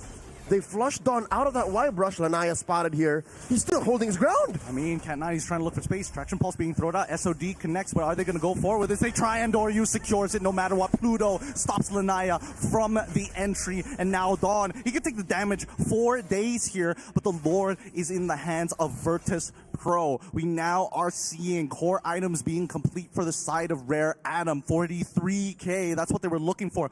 But Mikey, oh, he's got the Winds of Nature and the Rose Gold Meteor. He sold his boots. I thought he only got one of them. All right, almost a mirror build between these two marksmen. They are the linchpins of this strat. Again, say what you will about Bober dealing wanton damage to the front lines of Rare Atom. He has his Wind of Nature on the way. It really is on Super Igorica. It is on Doryu to be the artillery here to wipe out Rare Atom, because truth be told, besides Mikey, who else is free from the physical damage that Virtus Pro is dishing out? It's Bober, who's only really dealing magic. He's there for more cleanup. Cat 9 pushing Bad Caught out. Dawn holding on. He does have his vengeance. Both thrown out. Beautiful. Look at the way that they're playing this. Yes, this is what we need to see from Rare Atom. Powerful, he's got the damage with the glowing wand. And now they pull out Pluto, forcing his flicker. Now with Yogi Shadow Kill, picks him up. Powerful secures the kill. Lanaya is out. And a successful base defense for Rare Atom for the 3rd time in a row. Patience is a virtue that Rare Atom exemplified in these last moments. They're forcing the game to go the distance. We're approaching the 18-minute mark, and Rare Atom are ever more a threat than they ever were this whole game. And now they're looking for plays. Concealed by Cat 9, spotted by the Mountain Shocker. Bad Caught still here, holding on to his kit, and there's the boat thrown out. Oh, this is not a fight I think Virtus Pro wants. They're on Pluto! Yep, Bad Caught, he's gonna get pulled back in Dawn. He can do this for days. He can absorb the damage. He finally has all the items he was looking for, and then File Slash comes through. Backline getting attacked, forcing out the Winds of Nature as Mikey takes out Bad Caught, and now Mikey SOD makes the play. Winds of Nature comes out, it's too late. Pluto is able to hold him to the ground. Dawn the next to fall, and Virtus Pro finally find 2 for 1 in trade. As good as it is to find Bober, they failed to put the nail in the coffin and shut him down. Bad got his life. Oh, so precious, worth it to trade for Dawn and Mikey. Gideon, something tells me Virtus Pro can smell victory. No. I'm thinking they're going for the end game. They're gonna try. Turtle Boat not gonna be used. Forces out the Quad Shadows from Lanaya's side. As we can see, the Final Slash lands on all 2 of their members. Lantern Flare as well. Super Gorka tries to go for the end. Quad Shadow, and now even the Traction Pulse. There's no wave, but they do find kills. They traded 1 for 1, and the Lord is coming up in 20 seconds. I'd reckon that's the Nightmare saying we should play for the Lord. Bad Caught just spawned. They lost Pluto in Super Igorica. Pao Fu taking a nap for this contest. I'll tell you now that this is the Lord. Despite the numbers advantage for Rare Atom and the map looking blue, I don't think it's clear who can take this. No, but keep in mind, Virtus Pro are the ones that can hold Rare Atom hostage here. 2 missing inhibitors, all structures for Virtus Pro. They don't have to manipulate the waves. They just have to stop them from taking this Lord. And now Bad Caught, he's going to get pulled on backwards. And there's nothing much he can really do about this. However, Mikey, he's in trouble. He's getting cut down. It's too late. It's going to be the immortality already out as he tries to switch out, but it's too late. He's down and out for the count. Andoryu here, staying underneath the Lord. Cat 9 holding on for dear life. Coming in! Lanaya, he's gonna try. He steals the Lord in time. And now Andoryu has to try his best. It goes down. Dawn is unstoppable. It's just him and Powerful left. 2 marksmen from Virtus Pro still standing, ready to wreak havoc on the base because there's 2 defenders left. Rare Atom only have Dawn and Powerful. I don't think they can defend. They've got to buy time. The Lord finally spawns at the 12th second, perfectly coming out in time. However, they're clearing the waves. Dawn, he's trying his best. He's on top of all 4, but Pluto locks him down, and Powerful must try clear that wave. And he meets necessary. Almost there, but it's a just in time. No minions! Powerful turns it around. Bober closes it out. And there you have it. On the knife's edge, Virtus Pro come out as your winners. 2 slots for the ECA in the group stage of the mid-season cup here in the Esports World Cup. Ladies and gentlemen, Virtus Pro take the series 3-1. Oh my goodness. What a game that was. What a finale. What a finish here for the wild cards. Getting as close as it was, as beautiful as it was for Paufu to try and wipe out Virtus Pro, the map was against them. The map belonged to Virtus Pro, and the waves, they just came crashing in. Paufu couldn't deal with them. He could deal with the first wave. He couldn't deal with the second one coming after. Bober, he knew it. He knew it as well. He saw that wave coming through. He knew that he also had the immortality. They have secured it. This is it. Virtus Pro will now be moving on to the group stage of the mid-season cup. The Bears claim their trophy. The key, they have won the wild card. Congratulations to Virtus Pro as they now ascend to the next stage of the mid-season cup here of the 2025 Esports World Cup. EECA is here to play. I'll tell you now, the MCC has introduced themselves in the M5 World Champion as a superpower, top 3. And through the years, they have proven that they did that for reals. That was not a fluke. And now, they're a real threat. There's 2 ECA reps in MSC. For the first time ever. For the very first time. GG, well played for Virtus Pro. Our hearts go out to our Chinese representatives. Rare Adam put everything on the line to have an explosive finale at the end. They were this close to taking us all the way. It was not a 0% chance that they could have turned that around, but Virtus Pro knew exactly what to do. Again, I don't think there's a team as lethal as Virtus Pro when they're ahead in the wild card. They deserve to go to the group stage. Despite the heartbreak, a team ascends amongst the ashes. Well done. What a day this has been in a best of 5. They pushed it as far as they possibly could. It's been a long week, but we're just getting started. Ladies and gentlemen, the 16 teams of the wild card. Just 8 hopefuls looking to join these 16. We've locked it in. Virtus Pro. What a huge turnaround this has been. For these boys, this is some life-changing money just from the wild cards. And there is more to earn to go over to the group stages. We don't know what that is going to look like, but this has got to be so big for this team who has been playing for so long within their own community. Young Guns, they stood in front of Team Spirit, the de facto leader, the dominant force in ECA, and they said, we don't care how long you've been playing. We have the skills, we have the grit, we have what it takes to make a name for ourselves. And now Virtus Pro, a name you'll remember in MLBB esports history. For the time being, at least, they can breathe a sigh of relief. What an intense game that was, even for us here at the caster's desk.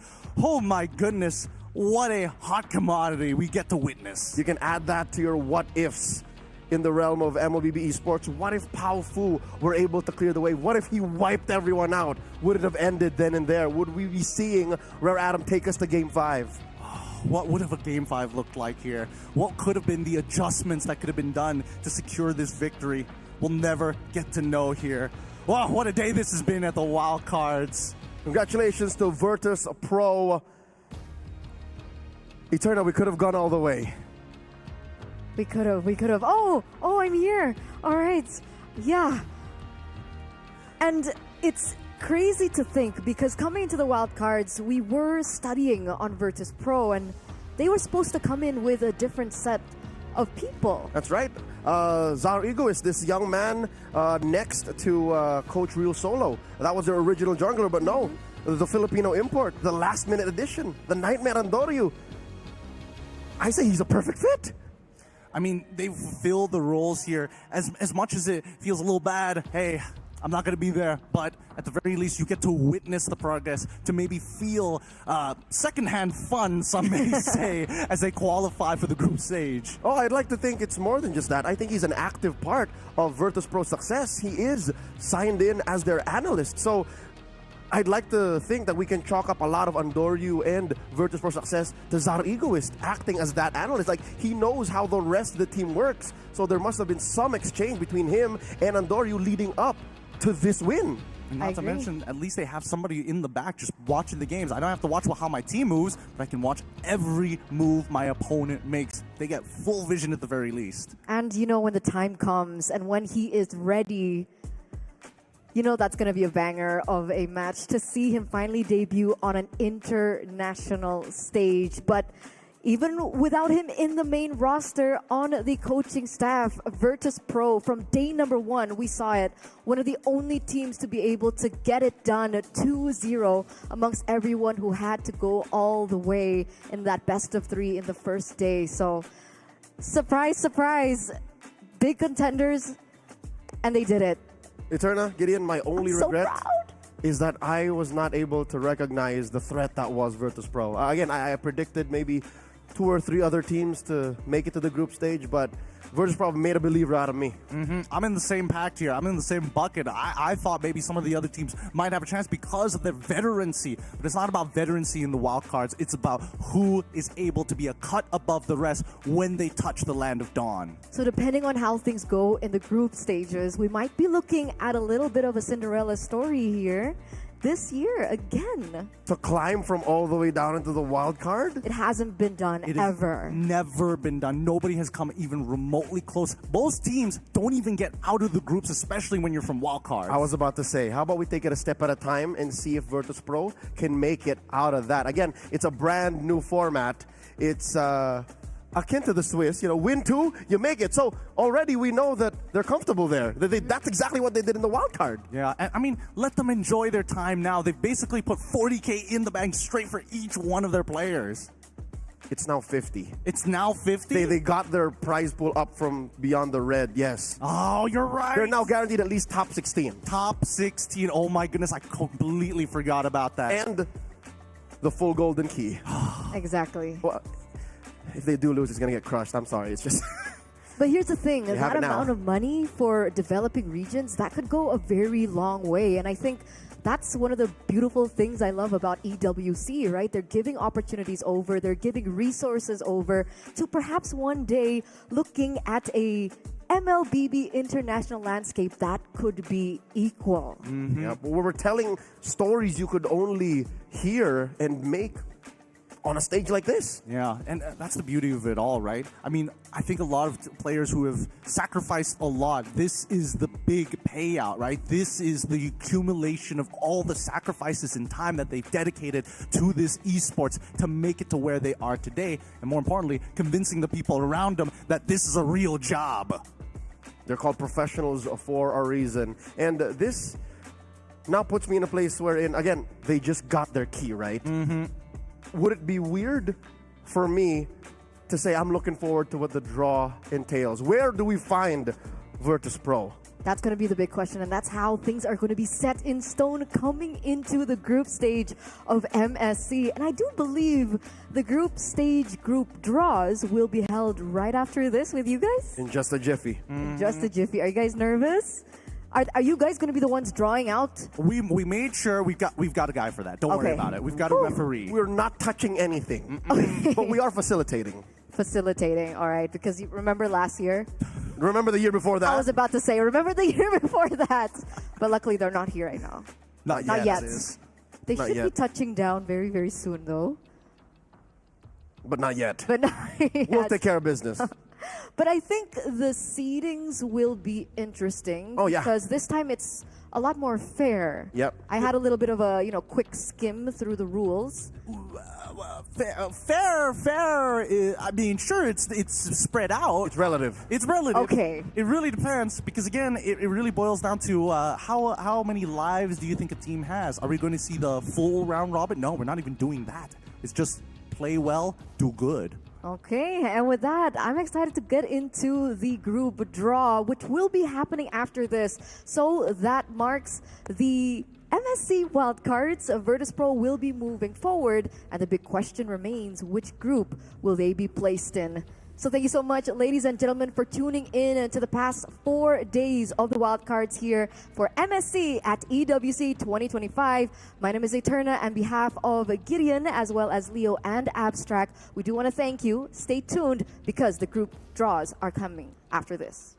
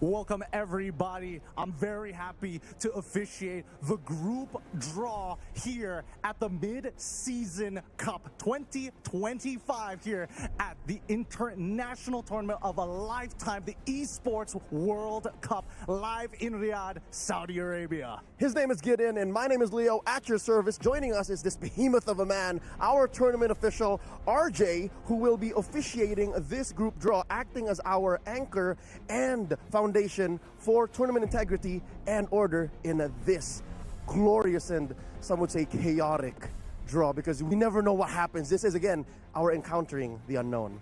Every year, this group draw has shaken tons across the world, showing that maybe the tournament already has begun from this point onwards. Only the best teams now remain, and all we have to do is to draw them into our groups. Now, before we get into the draw, let us explain what is going to happen. Of course, with RJ to officiate and to look for these teams, we are going to be starting with the two jars in front of us, Seed 1 as well as Seed 2. But what's Seed 1 and Seed 2 all about, Leo? 16 teams divided into two seeds, the first being Seed 1, made up of established MLBB esports teams coming from the Philippines, Malaysia, Indonesia, Myanmar, and the EECA, with Seed 2 coming from developing regions, those who are yet to make a huge name for themselves on the global stage. Now, keep in mind, we are going to be starting with Seed 2 first, and the order will be Group A and then Group B, and then we will rinse and repeat until we are done with the jar. Keep in mind, there are two special clauses.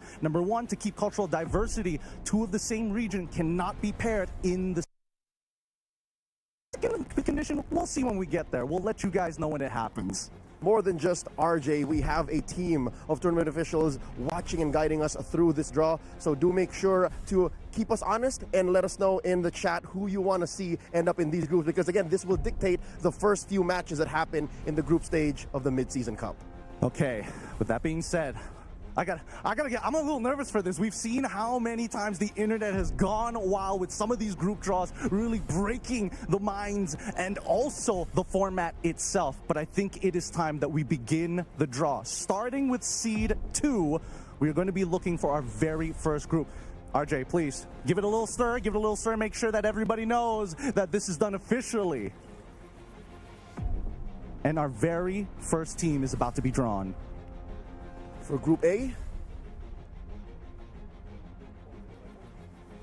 and here we have it. For Group A, our very first team is Ultra Legends from MENA. They went 5 games against the favored Team Falcons then, and I can almost remember like it was just yesterday, the glorious call on the English broadcast of MPL MENA. 5 randoms make history. At this point, they're no longer randoms, man. They are the first draw for the MSC group stage draw. They're going into Group A. I mean, we've come to realize that this team is looking to be a potential contender here, but now it is time for our second team. They will be drawn in towards Group B. RJ, you know what to do. Give it a bit of a stir here, please. We don't want the internet on our backs just yet. Totally random. There's still a handful of teams left. Plenty. Again, fans from all over the world waiting with bated breath. Here we go. He's cracked it open. It is going to be Team Flash representing Singapore going to Group B. Last year, they went deep. Top 4 they finished. And again, the world did not expect for them to beat even then their first matchup in the top 8. It was a very close match. They went all the way, and now they're going into Group B. The only team knocking them out was the eventual champions last year, SRG. But with that being said, this already, sets a high bar for both sides of Group A and as well as Group B. But I think everybody's excited to know how this is going to start rounding out. Let us now draw another team from Seed 2. Now, this is where it starts to get a little nerve-wracking. We still have plenty of options. DFYG, Aurora Gaming, CFU, Corinthians, and as well as Area 77. Not to mention the recently crowned wildcard winner, Virtus Pro. They're somewhere in there. They're somewhere in there. Here we go. Let's crack this bad boy open. Oh, man. This could be anybody. And it looks to be all the way CFU Gaming is going to be joining Group A. Can I get a homoy mao for all the Kamai fans? They play a very specific brand of MLBB, possibly one of the most aggressive teams in all of MLBB esports. Hey, they put former MSC champions SRG at the brink of elimination in the last group stage of the M6 World Championships. For a year and a half, this team has continued to grow and show that as an organization, they are a powerhouse in the MLBB space. That being said, though, we still need to draw some more teams. Let's see who else is going to be joining the likes of Group B alongside Team Flash. I still can't believe how calm RJ is. Again, the tournament as it is stands in his hands. In his fingers. And it looks like we have another team. DFYG will be joining the likes of Team Flash in Group B. Yanfeng Yaoguai, arguably one of the first teams to make it out of the Chinese MLBB ecosystem, introducing their own brand of MLBB esports. They will be the second team in Group B. Some big names coming out of the squad. KLVJ. Even their coaching staff is prolific.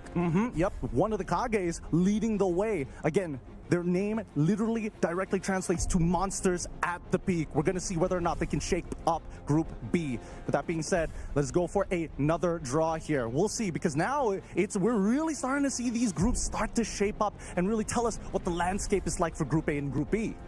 All right, we're down to the last four, halfway through Seed 2. We got RJ. Oh, we have our recent winners of the wildcards from EECA, Virtus Pro, joining Group A. Some breakout stars out of EECA's arguably second best team. Even that, I'd like to argue. The Nightmare Andoryu, Bober. I'm a big fan of Bober. How can you not be a big fan of this team with their performance in the wildcards? And not to mention the fact that Virtus Pro saw them as a shining beacon throughout the wildcards, and most of us counting them out. I'll have to tell you now, I said it back then in the broadcast that elapsed just, 30 minutes ago. I'm a believer in Virtus Pro. With that being said, 3 teams now remain. Let's have a bit of a shuffle here. Let's see. We still have a couple of options left and a couple of names which I'm worried about depending on which side they're going. Still somewhere in there. The teams from Turkey, the teams from North America, and of course, Latam's finest. Who is this? It looks like North America, Area 77 will be joining this group. Ooh, boy, this is starting to look a little interesting here. Now, most people are going to start thinking of C2 teams as like, they should be fodder, but there's a very good chance that upsets will occur with the current format that we have. Group B starting to look a little stacked. Again, this is a squad made up of young individuals. Some of them have had experience in leagues such as MPL Philippines. So I don't doubt that Area 77 with a chip on their shoulders might go the distance. Now, for our final 2 teams, let us make the draw here. There's only 2 potential options. Our representatives coming in from Turkey or our representatives coming from Latam. Group A will be finding... Who's it going to be? It's Corinthian Esports representing Latam. This is going to be an interesting group, dude. I don't know. What are you feeling like right now? Group A, Group B? They went all the way in their grand finals, and I'd like to see my boy Luis crawl out of the group stage and finally bring glory back to Latam. Which only means that there is 1 team left to join the likes of Group B. Of course, I'm excited to see how Group A is going to pan out. Of course, I'm assuming that because Corinthians is part of Group A, that's going to be where you're leaning to, Leo.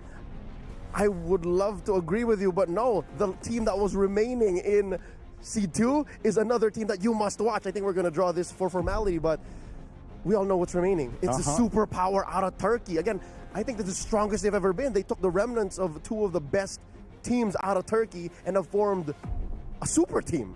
RJ, could you please, just for formality, let everybody know who's going to be joining to finish off Seed 2. Give it up for this team. A superpower, as Leo has mentioned, and representing Turkey this time round, it is going to be Aurora Gaming.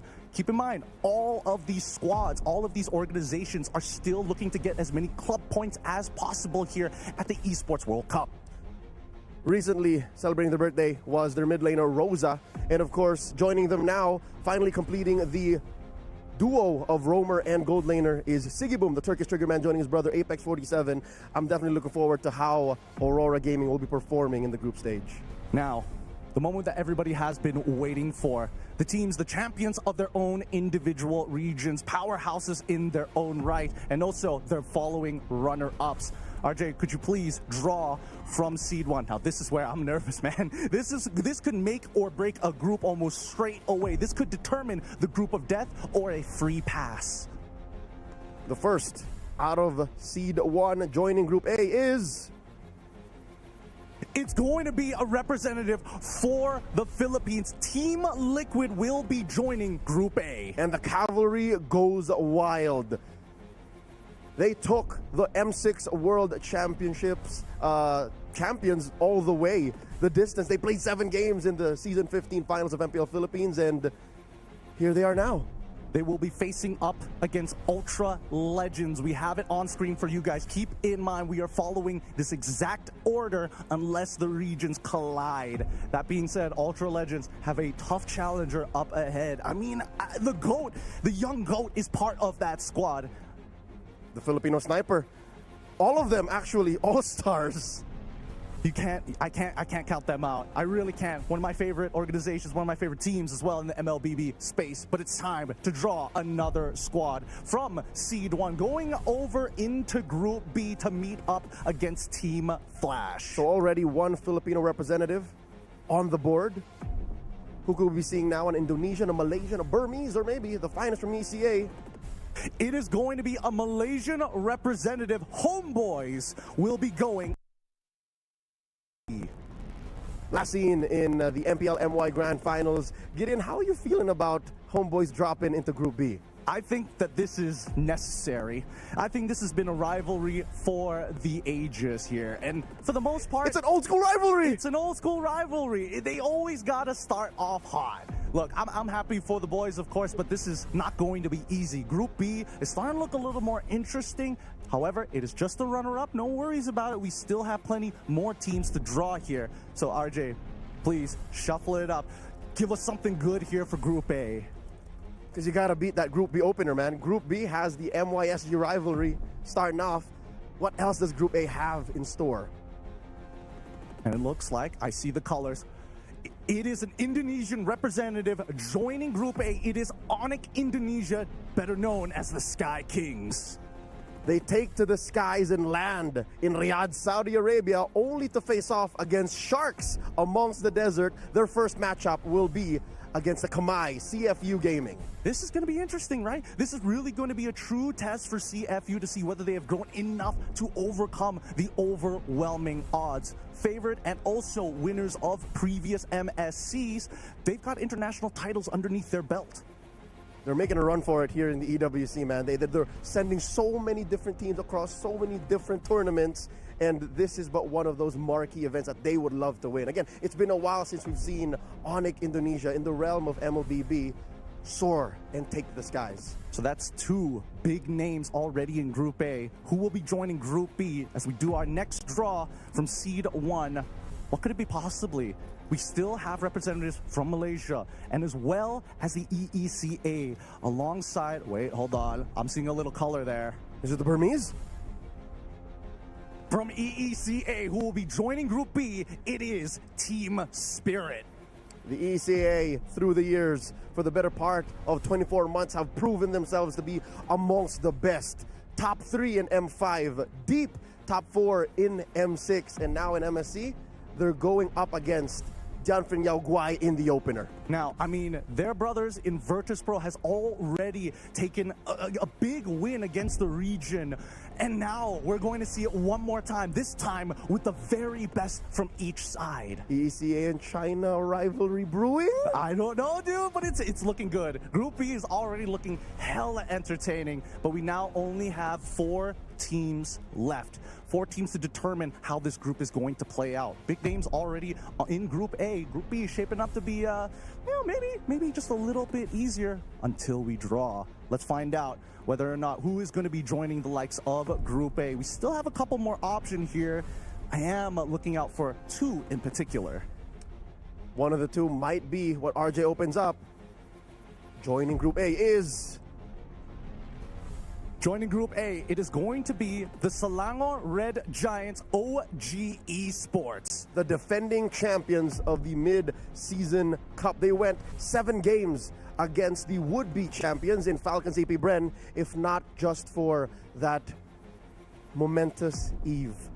The eve in the hands of few might have cost them everything, but that is how we got to know the Sky Prince, Sekais, and of course their team leader, Cram. They're facing off against Virtus Pro. From the wild card into facing the champions? Look, that's just how the wild cards have always been so difficult on these teams. I don't know why. These group draws, that's why, has always been detrimental, so momentous, so important for the likelihood for these teams to make it all the way to the end. But with that said, that leaves us with 3 teams left. This time, they're going to go to Group B. Let's find out. The climb of all climbs for Virtus Pro. What does Group B have to rival that? How can you make Group B even more entertaining? Because that's what they're going for. I don't know. Group A is already looking so stacked, but hopefully one of these big teams will even out that score to maybe balance out the power levels and maybe bring out the hopes. It is going to be RRQ representatives from Indonesia. There's a saying that goes, wherever RRQ plays is home ground. And I do not doubt that the Kingdom will be coming in droves here to support RRQ in their opening bout as they face off against Area 77 of North America. Oh my goodness, we're talking about balancing the power, and it looks like it is coming true. Group B now escalates even more, but now we only have 2 teams left. Everybody's thinking about it. Where are they going to go? By deduction, we know that it's Onyx Philippines and Mythic Seals in there. Who goes first? Who goes into Group A? Group A is looking very dangerous right now. Good luck to either one of these teams. Let us make the draw. Oh man, I'm sweating here. My hands are getting really sticky. I've been struggling to hold on to this mic. What more, RJ? Here we go. He cracks the second last team to join Group A. And it looks to be Onyx PH has been drawn. Now, Onyx PH technically should be moved over to Group B because Team Liquid ID was selected for Group A. This does mean that Group B, it'll be really interesting because they're going to be facing off against Aurora Gaming in Group B itself. So to preserve cultural diversity amongst the groups, they do find themselves now in Group B, confirmed. And they also avoid the double Onyx bracket. Yep. This is a little, I'm not going to lie, a little unfortunate, but at the same time, this is just how the draw has to go. You just got to keep on winning to make it to the very end here. Not only for home country, but also for club points. Group B, all the more made competitive. The grand finalists of both MPLID and MPLPH find themselves there. This is crazy. I don't know. This draw is already, my knees are getting weak. Oh boy, we need to know our very last team. We already know by the odds. It does mean that Group A is looking extremely stacked. For the pleasantries, please RJ, crack it open. Now for those of y'all wondering, it is going to be Mythic Seals, representatives all the way from Myanmar, going into Group A. Powerhouses representing the Burmese, the only other country to face the Philippines in the grand finals of the M Series alongside the Indonesians. They'll be opening up the group stage facing off against Corinthians Esports. So Myanmar versus Latam. This is interesting. We're getting to see matches that we don't usually get to see at the very beginning at the least. Usually we're expecting them later down the line. This time round, right from the get-go. What a treat. I do not know where to start. This just ensures that all of MSC's group stage is going to be a must-watch. And again, the fact that these teams each have 2 lives to make it to the knockouts means there could be the climb of all climbs. Besides just the wild card, besides just teams hoping to make it far, we might definitely make new stars. New stars are going to be born here during the mid-season cup. This has been quite the draw. Obviously, not as chaotic as the previous years, but definitely one to remember. 2025 is going to be crazy here at the Esports World Cup. Leo, any final thoughts before we close out the show? You're not gonna miss it. Every single best of 3 here has been hand-drawn by the gods, by destiny themselves, through RJ, through us here on stage. We hope you enjoy the shows and the matches coming up. Once again, we'd like to thank everybody for joining us here for the official group draw here for the mid-season cup of the 2025 Esports World Cup live in Riyadh, Saudi Arabia. My name's Gideon, this is RJ, and of course Leo signing off. Good luck to all of our teams, and thank you for watching.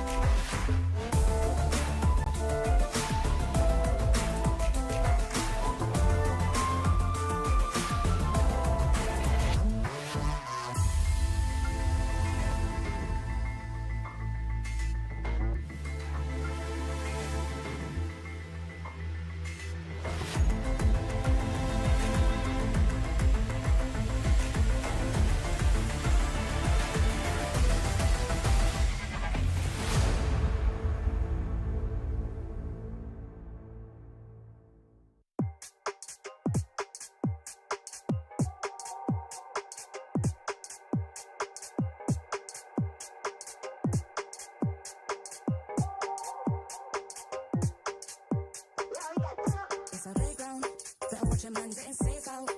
See some play game like snakes and ladder. My ex-base, come on, new one's better. It's a playground, better watch a man getting safe out. See some play game like snakes and ladder. My ex-base, come on, new one's better. News like Jagger, this come on, new one's better. We ain't in the mix, no grabber. Them trick bang fraud like scammer. Ex-play me real, that's a real bone capper. Pass don't matter, go strong, still play this thing, don't shatter. When shit gets real, to the real, don't scatter. Got bread and batter, 4 hands on the bread like platter. Said it's cold out, they back in beef, got the phones out. Watch where I sleep and where I roll round. Guess I'm gone now, they ain't even there when it goes down. It's a playground, better watch your man getting safe out. See some play game like snakes and ladder. My ex-base, come on, new one's better. It's a playground, better watch your man getting safe out. See some play game like snakes and ladder. My ex-base, come on, new one's better. My new one's bad, that's my baby. He let me shine and never shady. Girl, same cute, but I don't fade.